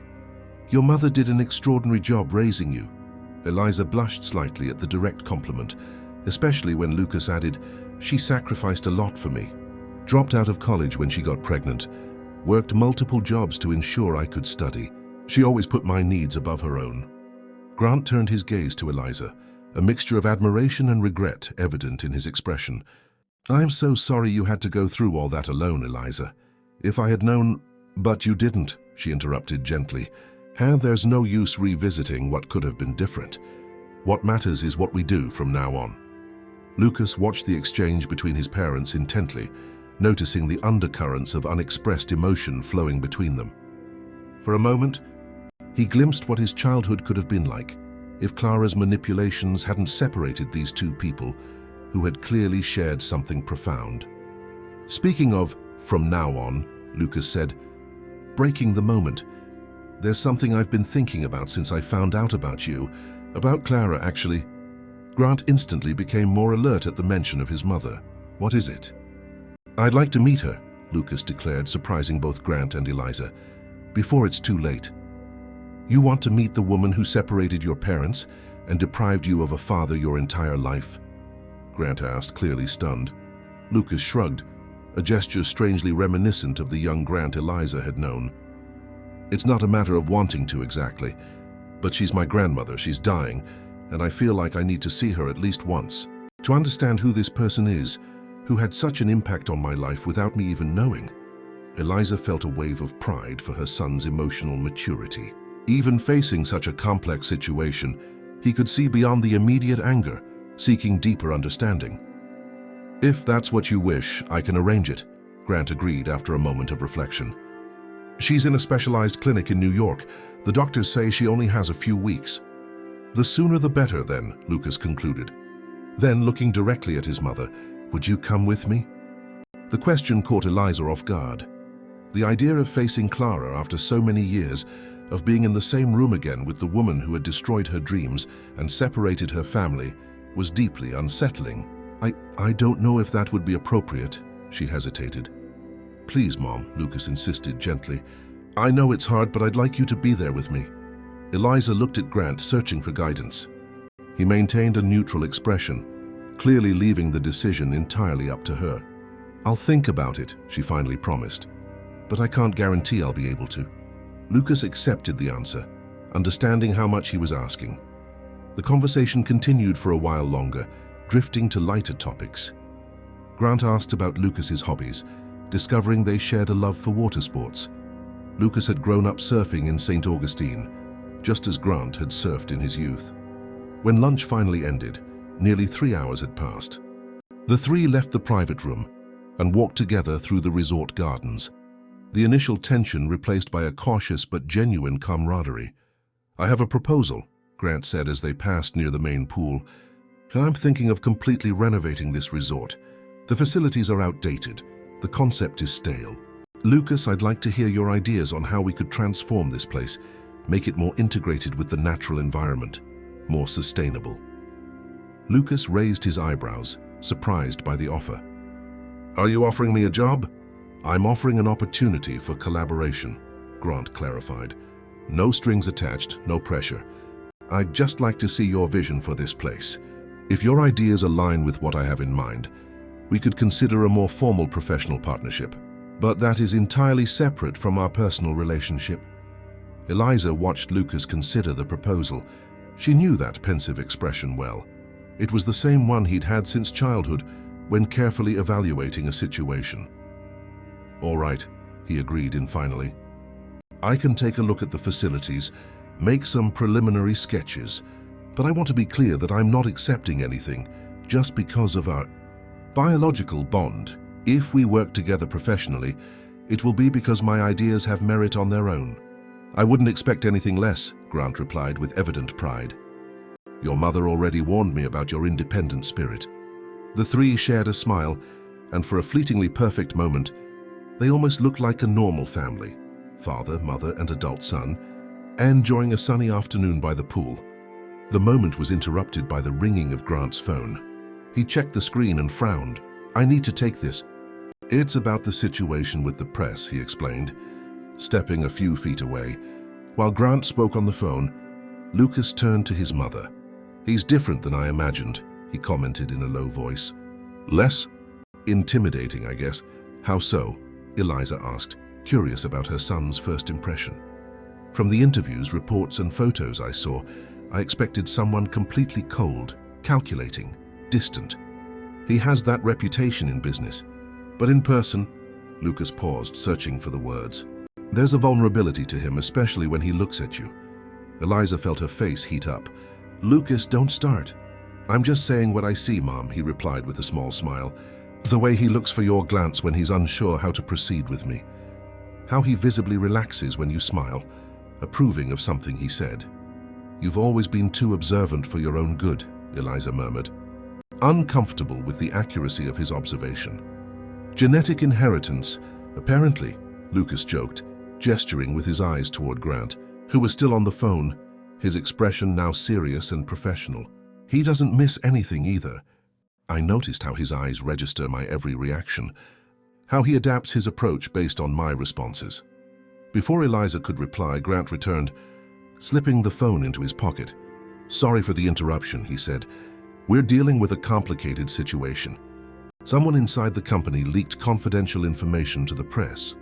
I hope it's nothing too serious," Eliza commented. "We're managing the situation," Grant replied, his professional expression softening as he looked at Lucas. "Unfortunately, I'll need to return to New York early tomorrow for an emergency meeting with the board. But we can make the most of the rest of the day. Lucas, would you like to see the resort in more detail? I could show you the areas that most need renovation." "Sure," Lucas agreed. Then turning to Eliza, "Are you coming with us, Mom?" She hesitated, sensing this could be an important moment for father and son to build a direct connection. without her constant mediation. "Actually," she said, "I have a few things to take care of at the cottage. Why don't you two go? We can meet up for dinner later." Lucas seemed to understand her intention immediately and nodded. Grant shot her a silent look of gratitude for the opportunity. "It's a plan then," Grant agreed. "We'll have dinner together. I can send a car to pick you up if you'd like." "That won't be necessary," Eliza assured him. "The cottage isn't far. Just let me know what time." As she watched them walk away, Grant showing Lucas an area of the garden he planned to completely redesign, Eliza felt a strange mix of emotions. There was a sense of completion, as if a circle was finally beginning to close after 25 years. At the same time, something new was being born. Not just the relationship between father and son, but also possibilities she hadn't allowed herself to consider for a very long time. Back at the cottage, Eliza found an email from Clara's lawyer in her inbox. She hesitated before opening it, still uncomfortable with the idea of any contact with the woman who had caused her family so much harm. The message was brief and formal. Clara Marshall had officialized the transfer of a substantial sum to a trust fund in Lucas's name. Regardless of any legal acknowledgement of paternity, the money was guaranteed. Attachments included legal documentation and a personal letter addressed to Lucas. Eliza sat on the edge of her bed, contemplating the situation. Lucas had surprised everyone by expressing a desire to meet Clara. Now this financial transfer added another layer of complexity. Was it a genuine gesture of remorse, or just another manipulation? An attempt to buy absolution on her deathbed? The truth, Eliza suspected, likely contained elements of both. The phone rang, displaying Grant's number. "Hello," she answered. "Eliza," his voice sounded excited, almost boyish, a tone she hadn't heard in decades. "I'm with Lucas touring the resort. He's brilliant, Eliza. Absolutely brilliant. He's already identified points our expensive consultants didn't even mention. Has revolutionary ideas for the renovation." The fatherly pride in his voice was so evident that Eliza couldn't help but smile. "I know," she replied simply. "He's always had that special eye for spaces. It's not just technical talent," Grant continued. "It's the way he connects functionality with human experience, how he simultaneously considers the practical and emotional aspects of design. Eliza, he is exactly the architect we need to revitalize our older properties." "Grant," Eliza warned gently, "remember what we talked about. Don't push things. Lucas needs to decide for himself if he wants to work with you professionally." I know, he hurried to agree. "I'm not pressuring him, I promise. It's just hard to contain the enthusiasm. He's extraordinary, Eliza, and he's our son." The simple phrase, "our son," sent a wave of emotion down Eliza's spine. For 24 years, Lucas had been just her son. To hear Grant claim that connection, with such pride and wonder, stirred feelings she had kept carefully buried for decades. "Yes," she agreed softly. "He is." "We're heading to see the marina area now," Grant informed her. "Lucas has some ideas on how to better integrate that space with the rest of the resort. We should be done around 7. "Can we have dinner at 8? 8 is perfect," Eliza confirmed. "Perfect. We'll see you then." A pause. "And Eliza?" "Thank you for everything." The call ended, leaving Eliza sitting in silence in her small cottage, contemplating how life could change so drastically in just a few days. A week ago, she was just another anonymous employee at a declining resort, hiding from a painful past, living a simple, predictable existence. Now suddenly, she was reconnected with the man she had once loved deeply, watching her son build a relationship with the father he never knew, and facing the possibility of a future completely different from what she had imagined. The afternoon sun streamed through the cottage windows, illuminating the modest space that had been her refuge for the past 5 years. Eliza realized that regardless of what happened next, nothing would ever be the same. For better or for worse, the past had finally caught up with the present, bringing with it as many questions as possibilities. 3 days later, Eliza watched the urban sprawl of New York City approach from the window of the private jet. Beside her, Lucas sat silently, idly flipping through an architecture magazine, though it was clear he wasn't really absorbing the content. The tension in his jaw and the slight drumming of his fingers on the armrest betrayed his state of mind. In the seat ahead, Grant worked on his laptop, answering emails and making calls with the efficiency of someone accustomed to turning any space into a functional office. From time to time, he would look up to check on Lucas and Eliza, an almost protective gesture that did not go unnoticed by her. The decision to visit Clara had been made quickly. After dinner that first day, when the three of them talked late into the night, sharing stories and gradually building bridges over the 25-year chasm of separation, Lucas had reaffirmed his desire to meet his grandmother before it was too late. "It's not for her," he had explained when he was alone with Eliza later. "It's for me. I need to look the person who shaped so much of our history in the eye, to understand what motivated her. I need this closure." Eliza understood. Her son had always been this way, needing closure, complete understanding of situations to be able to process them properly. It was part of what made him such an exceptional architect. His mind couldn't leave loose ends, unexplored spaces. As for herself, the decision to accompany him had been more difficult. The idea of facing Clara after so many years, of being in the presence of the woman who had destroyed her youthful dreams, provoked an anxiety she hadn't felt in a long time. But Lucas's request weighed more heavily than her personal discomfort. Her son needed her, and as it had always been throughout his life, that was enough. Grant had arranged everything with impressive efficiency. He cancelled appointments, reorganized his schedule, arranged for the private jet, and booked suites at one of his network's hotels in New York. When Eliza tried to protest against such luxury, he had simply said, "Please let me do this. It's the least I can offer after all these years." And so, just 72 hours after the first meeting between father and son, the three of them were on their way to New York, united by a common purpose that none of them could have predicted a week earlier. The plane began its descent, and Grant finally closed his laptop, turning his attention to Lucas and Eliza. "We're almost there," he informed them unnecessarily. "A car is waiting for us at the airport to take us directly to the clinic." Lucas nodded, closing the magazine. "How is her health today?" "Any changes?" "I spoke with the doctors this morning," Grant replied. "She's having a relatively good day. Lucid, with her pain managed by medication." "And does she know we're coming?" Eliza asked, speaking for the first time since takeoff. Grant hesitated briefly. "She knows Lucas is coming. I didn't mention you were coming too, Eliza. I thought it best not to create unnecessary expectations or tension before we arrived." Eliza nodded, understanding the logic. Clara probably didn't expect her to agree to this meeting.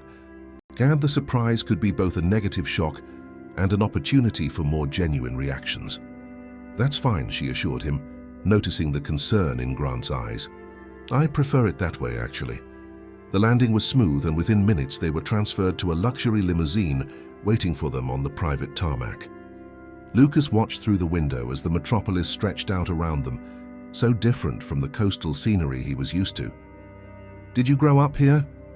he asked Grant, perhaps searching for some connection to the family history he never knew. "Partially," Grant replied, seeming to appreciate the interest. "I was born here, but we spent many years between New York, Rio, and stints abroad. My father believed international experience was essential for someone who would eventually run a global business." "And your childhood? What was it like?" The simple question seemed to catch Grant off guard. He reflected for a moment before answering. "Materially privileged, no doubt. I never lacked anything in terms of comfort, education, opportunities. But emotionally," he paused, choosing his words carefully, "let's just say my parents believed in raising an heir more than in raising a son. There were high expectations, little room for error, almost no space for my own choices." "How did your mother react when you decided to work as a surf instructor that summer?" Eliza asked, joining the conversation. "That's when we met," she explained to Lucas. An ironic smile formed on Grant's face. "That was my small act of rebellion. I was supposed to be interning in the company's finance department, as planned.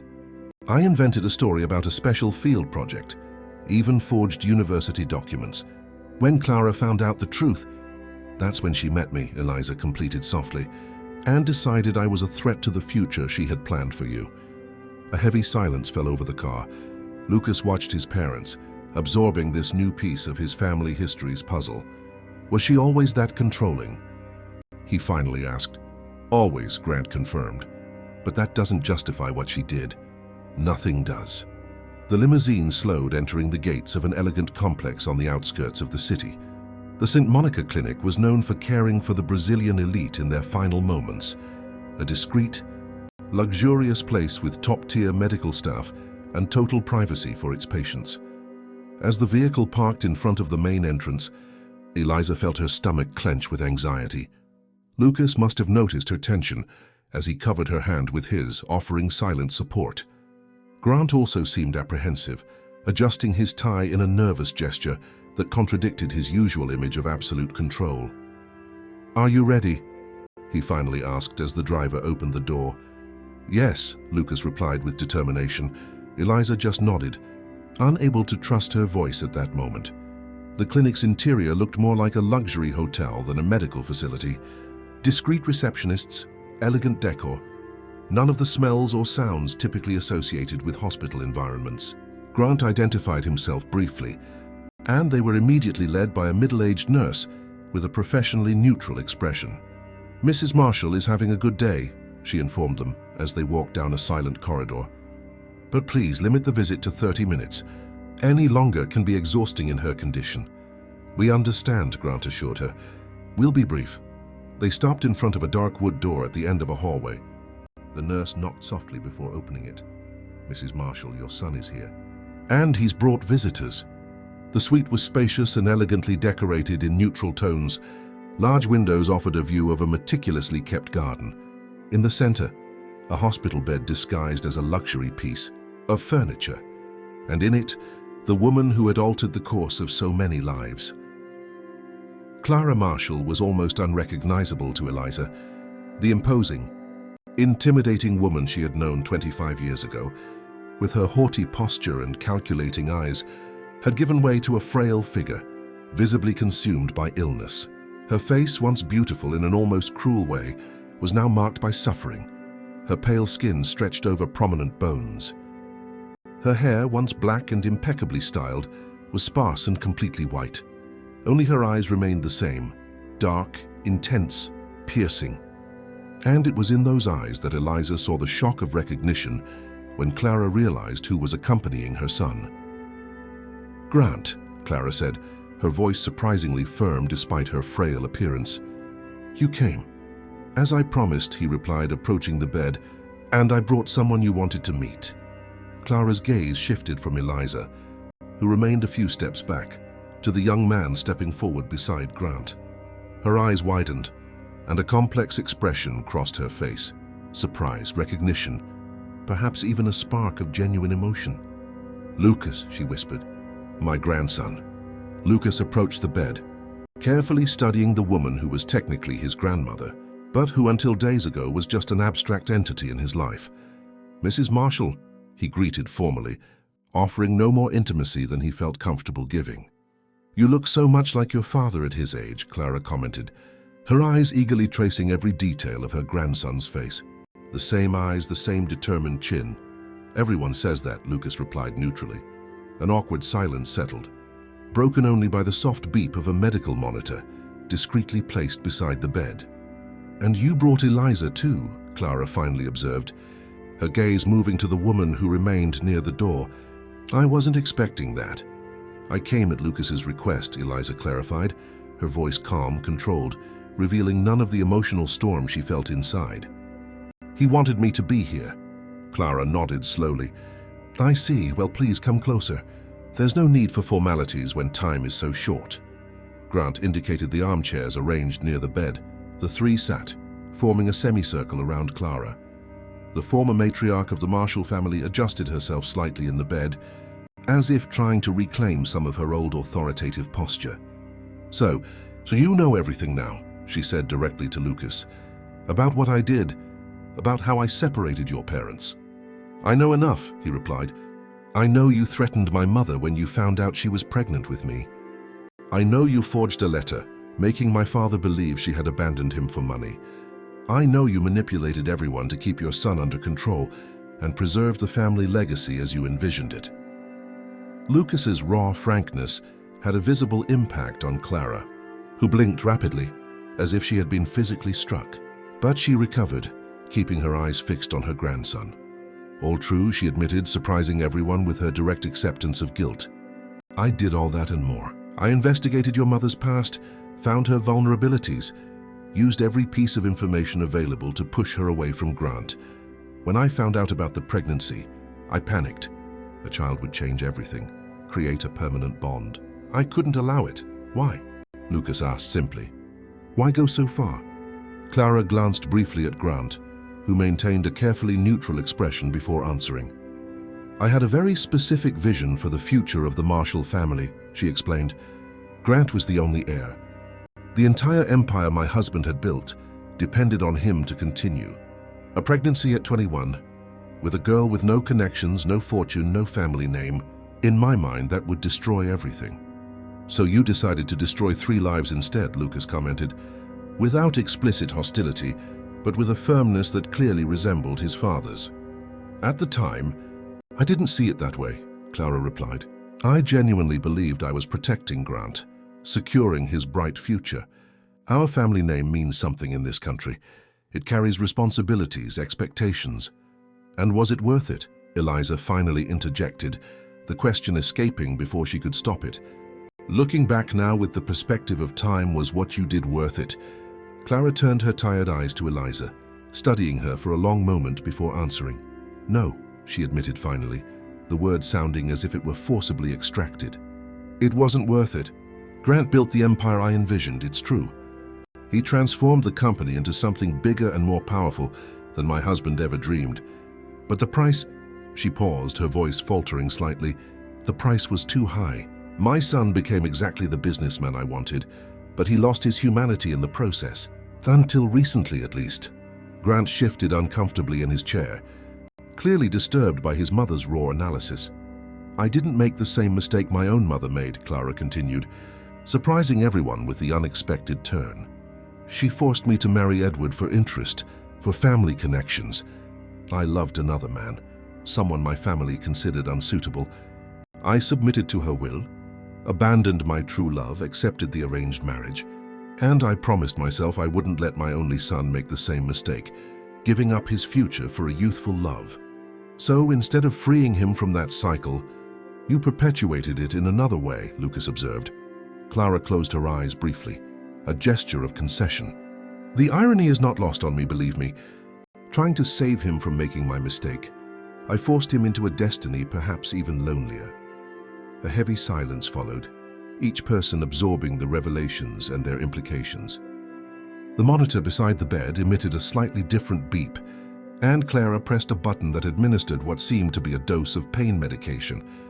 Time is running out for me, she said after a moment, her voice weaker now. I'm not looking for forgiveness. I don't deserve it, and it would be insulting to ask. I just wanted you to know that I fully recognize what I did, that I carry this regret to my final moments. Turning to Lucas, she continued, I've set up a trust fund for you. A significant part of my personal inheritance, separate from the family business. It's yours regardless of anything, with no conditions or expectations. It's not an attempt to buy redemption. It's simply an acknowledgement of what was denied to you because of me. Money doesn't solve everything, Mrs. Marshall, Lucas replied softly. No, it doesn't, she agreed. But it can offer opportunities, choices, something I tried to deny your parents. Clara then turned to Eliza, her eyes tired but direct. You raised an extraordinary son alone and against all the obstacles I placed in your path. That says a lot about your strength and character. Eliza didn't respond immediately, conflicting emotions leaving her momentarily speechless. Part of her wanted to scream, to demand a better explanation than, I thought I was protecting my son for the years of struggle, loneliness, and sacrifice. Another part recognized the futility of anger in the face of a woman clearly on the verge of death and genuinely remorseful. I did what any mother would do, she replied finally. I protected and loved my son the best I could. Clara nodded, an almost respectful expression crossing her illness-marked face. And I protected mine the wrong way. The difference between us in the end. She then turned to Grant, who had remained strangely silent throughout the exchange. My son, she said, extending a frail hand toward him. I caused you so much pain. I stole the chance for you to know your son. to share a life with the woman you loved, all in the name of a legacy of expectations of my own fear. Grant hesitated before taking the offered hand. His face was rigidly controlled, but his eyes revealed the internal emotional turmoil. "For a long time, I thought I had moved past all of it," he said finally. "I convinced myself the letter was real, that Eliza had truly abandoned me for money, that the lonely path I chose was the only one possible. I built walls around my heart, became exactly what you wanted, a ruthless businessman focused only on results and expansion." He paused, his voice growing firmer. "And now I find out it was all based on lies, that I could have had a completely different life, that I have a brilliant son who grew up without knowing me. It's a lot to process, Mother." "I understand," Clara murmured, "and I don't expect your forgiveness." "It's not about forgiveness," Grant replied. "It's about understanding that our choices affect others beyond ourselves, that we don't have the right to decide what's best for others without their consent, without giving them a voice." Clara nodded weakly, closing her eyes for a moment, visibly exhausted by the intense conversation. The monitor beside her beeped again, and the nurse who had remained discreetly in the background stepped forward. "I think Mrs. Marshall needs to rest now," she said with gentle firmness. Lucas stood up first. "Thank you for receiving us," he said formally, "and for your honesty at least." Clara opened her eyes again, fixing them intensely on her newfound grandson. "You are an extraordinary young man, Lucas. I deeply regret not having the chance to watch you grow, to be part of your life. But perhaps it's for the best. You became who you are today without my negative influence." Eliza also stood, exchanging a glance with Grant that silently conveyed she was ready to leave. "Before you go," Clara said, gathering strength for one last comment, "there's something I need to say to all of you, together." The three turned their attention back to the woman in the bed, whose physical fragility contrasted with the intensity of her gaze. "What happened 25 years ago was unforgivable," Clara said. "I can't undo the past. I can't return the years I stole from you. But maybe there's still time for a new beginning. The three of you, as the family you should have been from the start." Grant, Eliza, and Lucas exchanged quick glances, caught off guard by the unexpected suggestion. "That's for us to decide," Grant replied finally. "Regardless of your expectations or wishes." Clara nodded, accepting the answer. "Fair enough. I just hope you consider the possibility. Life is shorter than we imagine, as I am discovering now. Don't waste the time you still have together." The nurse stepped forward again, this time more insistent in her indication that the visit must end. The three said brief goodbyes, each in their own way. Lucas with a formal nod, Eliza with a short nod, and Grant leaning in to place a quick kiss on his mother's forehead. As they left the suite, a heavy silence accompanied them down the hallway. None of them spoke until they reached the car waiting for them outside the clinic. "Are you two okay?" Grant finally asked, observing Lucas's and Eliza's pensive faces. "I think so," Lucas replied after a moment.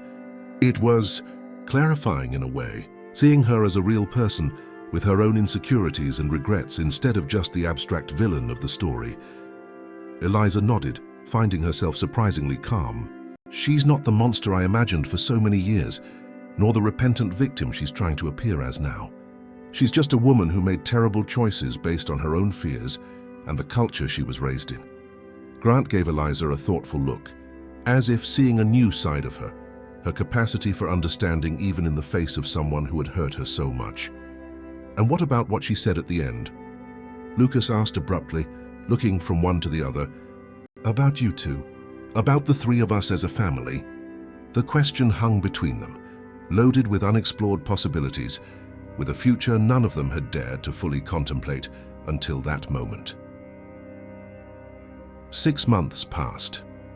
Autumn had arrived in Florida, painting the landscapes with golden and reddish hues. The sea breeze now carried a different chill, heralding changes not only in nature, but also in the lives of everyone involved in this story of separation and reunion. The Cypress Shores Resort was unrecognizable. What was once a property in visible decline had transformed into a promising construction site. The old deteriorated structures were giving way to a completely renewed vision, modern and integrated with the natural environment. Lucas personally supervised every detail of the renovation, his talent and passion for architecture, finally finding a project that perfectly combined professional challenge and personal meaning. Wearing a hard hat and boots, he walked among the workers with the natural authority of someone who knows exactly what he wants.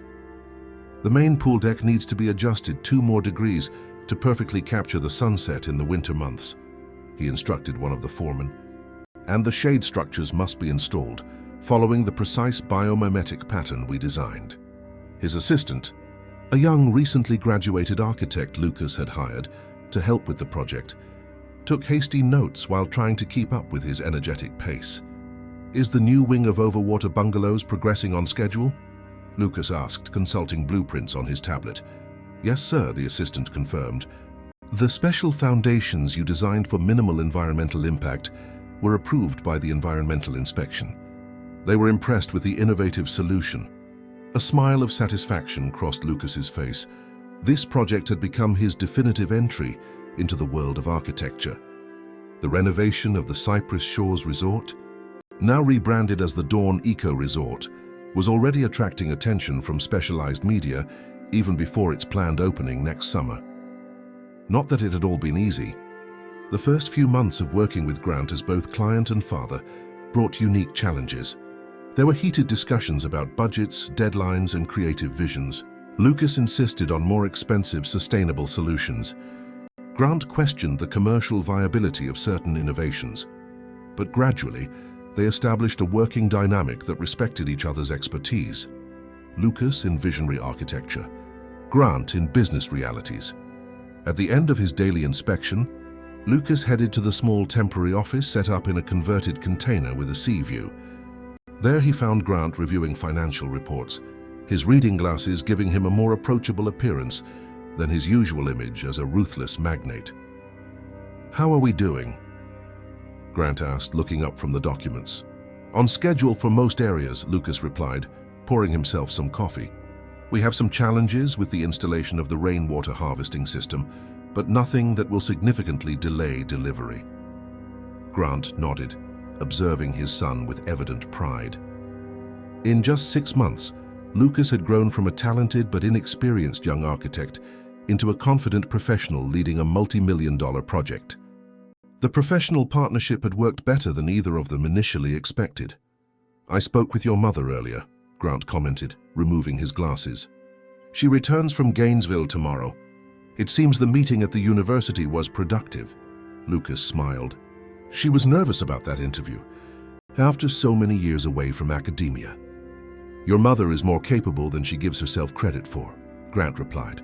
"Always has been." The change in Eliza's life had perhaps been the most surprising of all. After 2 decades working in jobs that had nothing to do with her true calling, she had finally found the courage to resume the dream interrupted by pregnancy, her academic studies in literature. The opportunity had arisen almost by accident. During a casual conversation about her interests, Grant discovered her passion for Latin American literature and her old dream of teaching. Without her knowledge, he had made some contacts at the University of Florida. The result was an invitation for Eliza to finish her degree through a special program for adults with relevant life experience, with the possibility of going straight into a master's program afterward. Initially, Eliza had resisted, feeling uncomfortable with Grant's interference, but Lucas had convinced her to at least consider the opportunity. "You put your dreams on hold for me for 24 years, Mom," he had argued. "It's time to think about yourself too." The transformation was gradual but profound. As Eliza immersed herself back into the academic world, a long-dormant sparkle returned to her eyes. The piles of books in her new apartment, a comfortable 3-bedroom in a nearby town that Grant had insisted on buying for her, grew constantly, as did her ideas for research projects and papers. "Tomorrow is the big day for Mr. Marshall too, isn't it?" Lucas commented, bringing Grant back to the present. "Yes," he confirmed, a slight nervousness showing in his usually controlled voice. The final hearing to officiate the acknowledgement of paternity. That had been another complex journey, although the DNA test performed months earlier had confirmed the obvious: 99.9999% probability of paternity. The legal process to add the Marshall's surname to Lucas involved more than simple bureaucracy. There were inheritance issues, implications for the family business, tax considerations. Lucas had initially hesitated to accept the surname, fearing it might seem like a symbolic abandonment of Anthony, the man who had raised him as a son. But after much reflection and frank conversations with Eliza, he decided he would honor both men who had contributed to his upbringing. "Are you nervous?" Grant asked, studying his son's face. Lucas considered the question for a moment, not about the acknowledgement itself. "I already feel like your son, with or without the papers. But the public implications, the media attention when the news leaks, the speculation about the newly discovered heir, that worries me a bit." Grant nodded understandingly. In recent months, they had kept the family connection relatively discreet, protecting themselves from media attention while building their relationships on solid ground. But the legal acknowledgement would inevitably bring publicity. "We can control the narrative," Grant assured him. "Release the story on our terms through the proper channels. But I understand your concern." Lucas smiled slightly. "For someone who grew up in a modest inn in St. Augustine, the idea of reporters being interested in my personal life is still strange." "You adapt faster than you think," Grant replied. "You have impressive resilience, just like your mother." The mention of Eliza brought a contemplative expression to Lucas's face. For months, he had closely observed the dynamic between his parents, noticing the subtle changes, the glances that lasted a second longer than necessary, the unresolved tension that hung between them. "You still love her, don't you?" he asked abruptly, surprising Grant with his directness. The businessman hesitated, clearly not expecting the blunt question. For a moment it seemed he would deflect or deny, but then something in his expression changed, as if he decided his adult son deserved complete honesty. "I never stopped loving her," he admitted quietly. "Even in the years I believed the lie, even when anger and hurt dominated, there was always a space in my heart that belonged only to Eliza. Upon meeting her again, I discovered that space never shrank. It just lay dormant." Lucas nodded as if confirming a long-held theory. "And have you told her that?" Grant shuffled some papers on the desk, visibly uncomfortable. "It's complicated, Lucas. We have 25 years of separate histories. We're different people now, and there's you to consider." "Me?" Lucas laughed softly. "I'm 24. Not a child who needs to worry about the impact of his parents reconciling. In fact," he paused, choosing his words, "I think it would be good for both of you to explore that possibility. I see how she smiles differently when you're around, how you become more human, less the calculating businessman when she enters the room." Grant looked genuinely surprised by his son's astuteness. "That observant, are you?" "I'm an architect," Lucas replied with a smile. "Noticing details is literally my job. And you two aren't exactly subtle, even if you think you are." Lucas's phone rang, interrupting the conversation. It was his mother.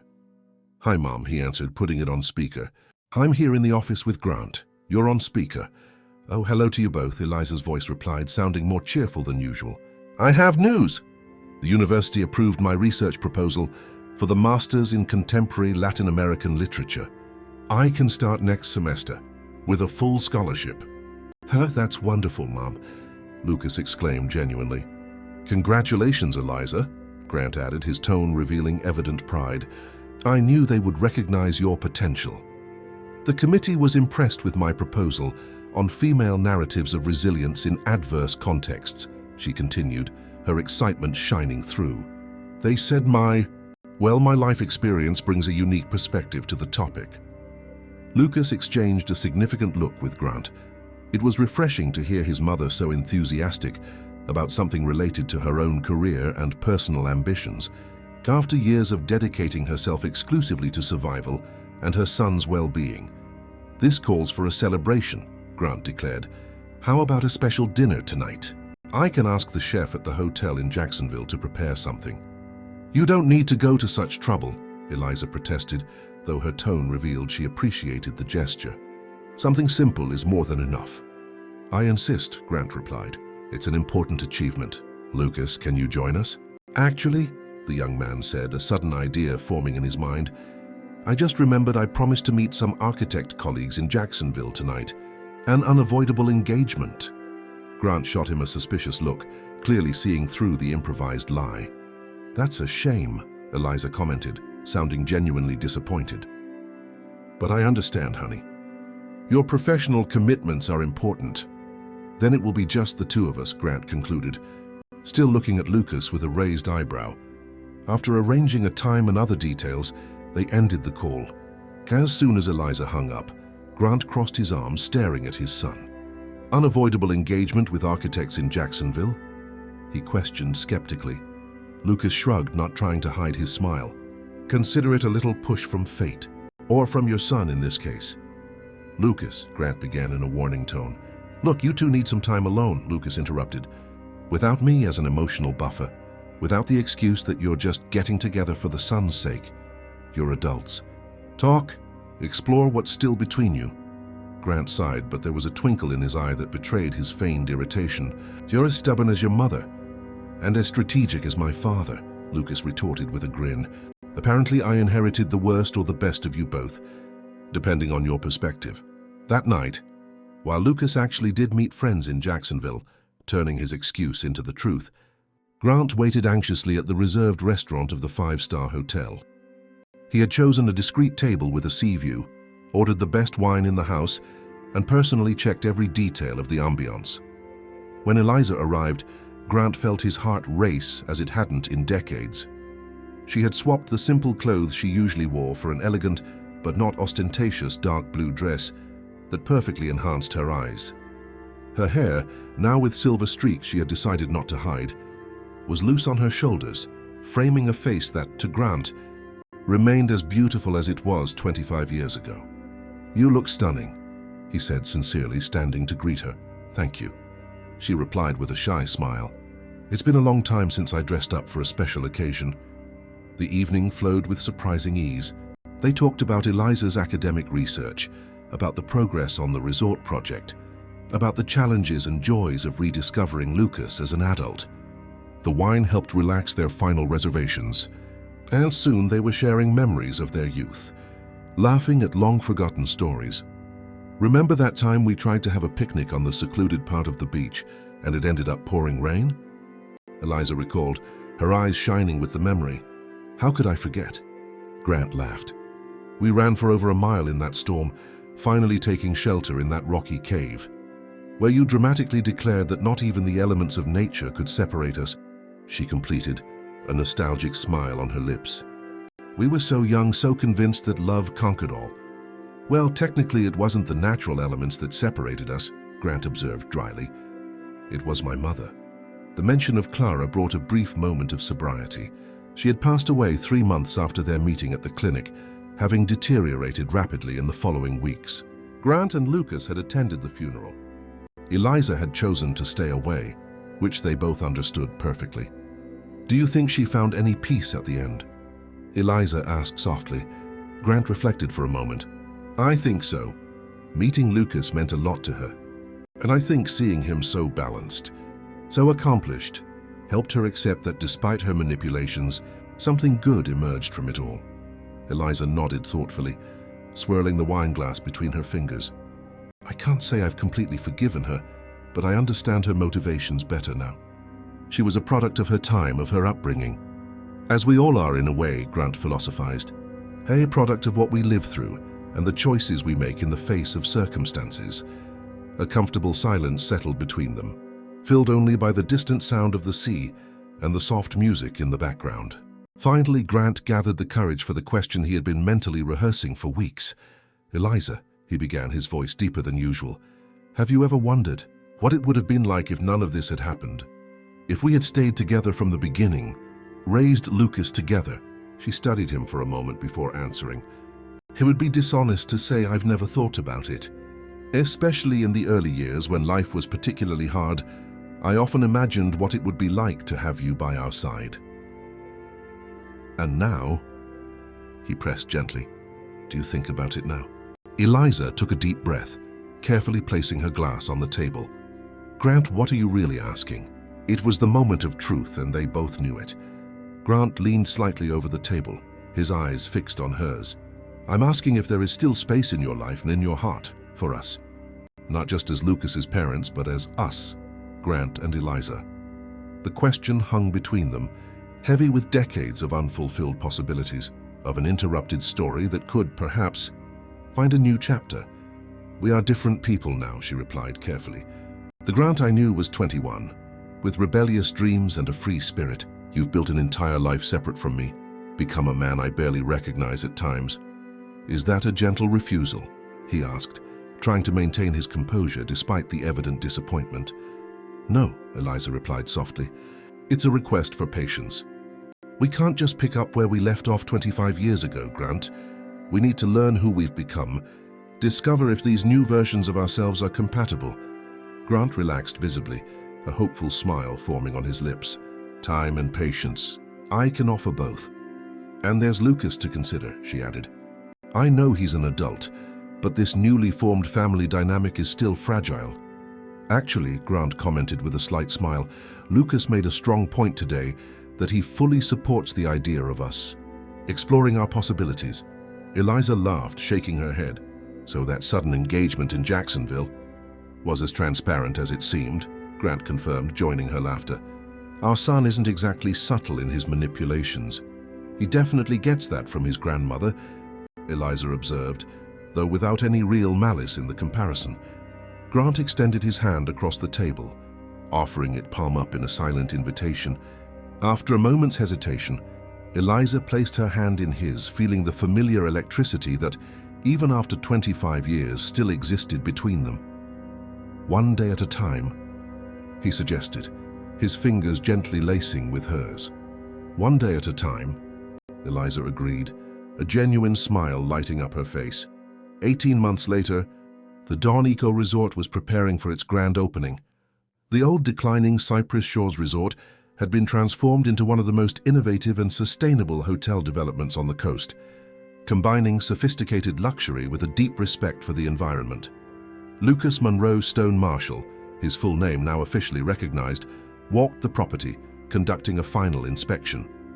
At 26, he had established himself as one of the most promising voices in the new generation of architects, his design for the Dawn attracting international attention and already yielding invitations for lectures and consultancies. Nervous? Eliza asked, approaching her son as he checked some details of the exterior lighting. A little, he admitted. But it's a good nervousness, anticipation, Eliza smiled, admiring not only the impressive resort, but especially the extraordinary man her son had become. He dressed more elegantly now, had trimmed his beard and cut his hair in a more professional style. But his eyes retained the same dreamy, determined glint he'd had since childhood. Your father is looking for you, she informed him. Something about the final details for the opening ceremony. And your husband is looking for me, Lucas corrected with a teasing smile. I'm still getting used to that part. Eliza felt her face warm slightly. 6 months ago, after a year of careful reconnection and mutual rediscovery, she and Grant had married in an intimate ceremony on the beach, with only Lucas and a few close friends as witnesses. Nothing extravagant, nothing ostentatious, just the officialization of a love that, against all odds, had survived 25 years of separation. Well, technically he's both, she replied, instinctively adjusting the discreet wedding band on her finger. At 47, Eliza Monroe Marshall, it was still strange to use that surname after so many years, had finally found a balance between her multiple identities, mother, wife, and now a respected academic, pursuing the master's degree she had always dreamed of and already publishing articles in specialized journals. Found you both, Grant said, approaching with long strides. At 50, he remained in excellent physical shape, though a few more grey streaks had appeared in his hair in recent months, the result of the positive stress of balancing his expanding business, his recent marriage, and his growing involvement in philanthropic projects. The press will start arriving in an hour, he informed them, and I just received confirmation that the Secretary of Commerce and the Governor will be attending. It seems our small opening has turned into a significantly larger event. Your fault and your PR departments, Lucas teased. I would have been happy with something more low-key. The Dawn deserves recognition, Grant replied. putting an arm around his son's shoulders with obvious pride. "It's a revolutionary project, Lucas. It sets new standards for the entire industry." Eliza watched the interaction between father and son with a serene smile. The relationship between them had blossomed in ways none of the three could have predicted when they reunited 2 years ago. There were still occasional moments of tension, Lucas's strong temperament often clashing with Grant's controlling nature, but mutual respect and affection always prevailed. "Come on, I want to show you something before the madness begins," Lucas said suddenly, gesturing for them to follow. He led them through the lushly landscaped gardens to an elevated area that offered a panoramic view of the entire resort and the sea beyond. There, discreetly installed among the preserved native vegetation, was a small monument of stone and glass. "What is this?" Grant asked, approaching curiously. "The commemorative opening plaque," Lucas explained. "But I added something special I wanted to show you two first, in private." Eliza and Grant moved closer, reading the words engraved on the plaque. Dawn Eco Resort opened April 15, 2027. A project of rebirth and reconnection. Dedicated to the memory of Anthony Stone, who taught me the value of building with integrity, and to the journey of Grant, Eliza, and Lucas Marshall, a family that proves it is never too late to rebuild what time and circumstance tore apart. Eliza felt tears form in her eyes as she read the dedication. The respectful mention of Anthony, alongside the celebration of their rebuilt family, perfectly captured the complex journey they had traveled. "It's perfect, honey," she said, her voice thick with emotion. Grant remained silent for a moment, visibly touched. Then he reached out to squeeze Lucas's shoulder. "Thank you," he said simply, those two words carrying the weight of an entire universe of gratitude. The three stood side by side, looking out over the resort that symbolized so much of their family history. What had once been the setting of their first meeting and subsequent separation now became the monument to their reunion and new beginning. "You know what's ironic?" Lucas commented thoughtfully. "If it weren't for Clara's plan to separate you, I probably wouldn't be an architect today. I would have grown up in completely different circumstances, with different influences." Life is full of those ironies, Grant reflected. I built a hotel empire driven partly by the pain of being abandoned, only to eventually use that same empire to reconnect with you both. And I postponed my academic dreams for 25 years, Eliza added, only to find that the wait perhaps gave me perspectives and experiences that make my current research much more meaningful. So maybe we should thank Clara, Lucas suggested with a touch of sarcastic humor. "I wouldn't go that far," Grant replied curtly, making all three of them laugh. An employee approached respectfully, informing them that the first guests for the opening were beginning to arrive.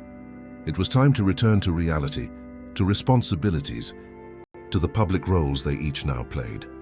But before they separated to attend to their respective duties, Grant pulled Eliza and Lucas into an impromptu hug, a gesture that would have been unthinkable for the cold executive he was 2 years ago. For a few seconds they stood like that, a family that fate had torn apart and that, against all odds, had found its way back to each other. "Let's make this place the success it deserves to be," Grant said when they finally pulled apart.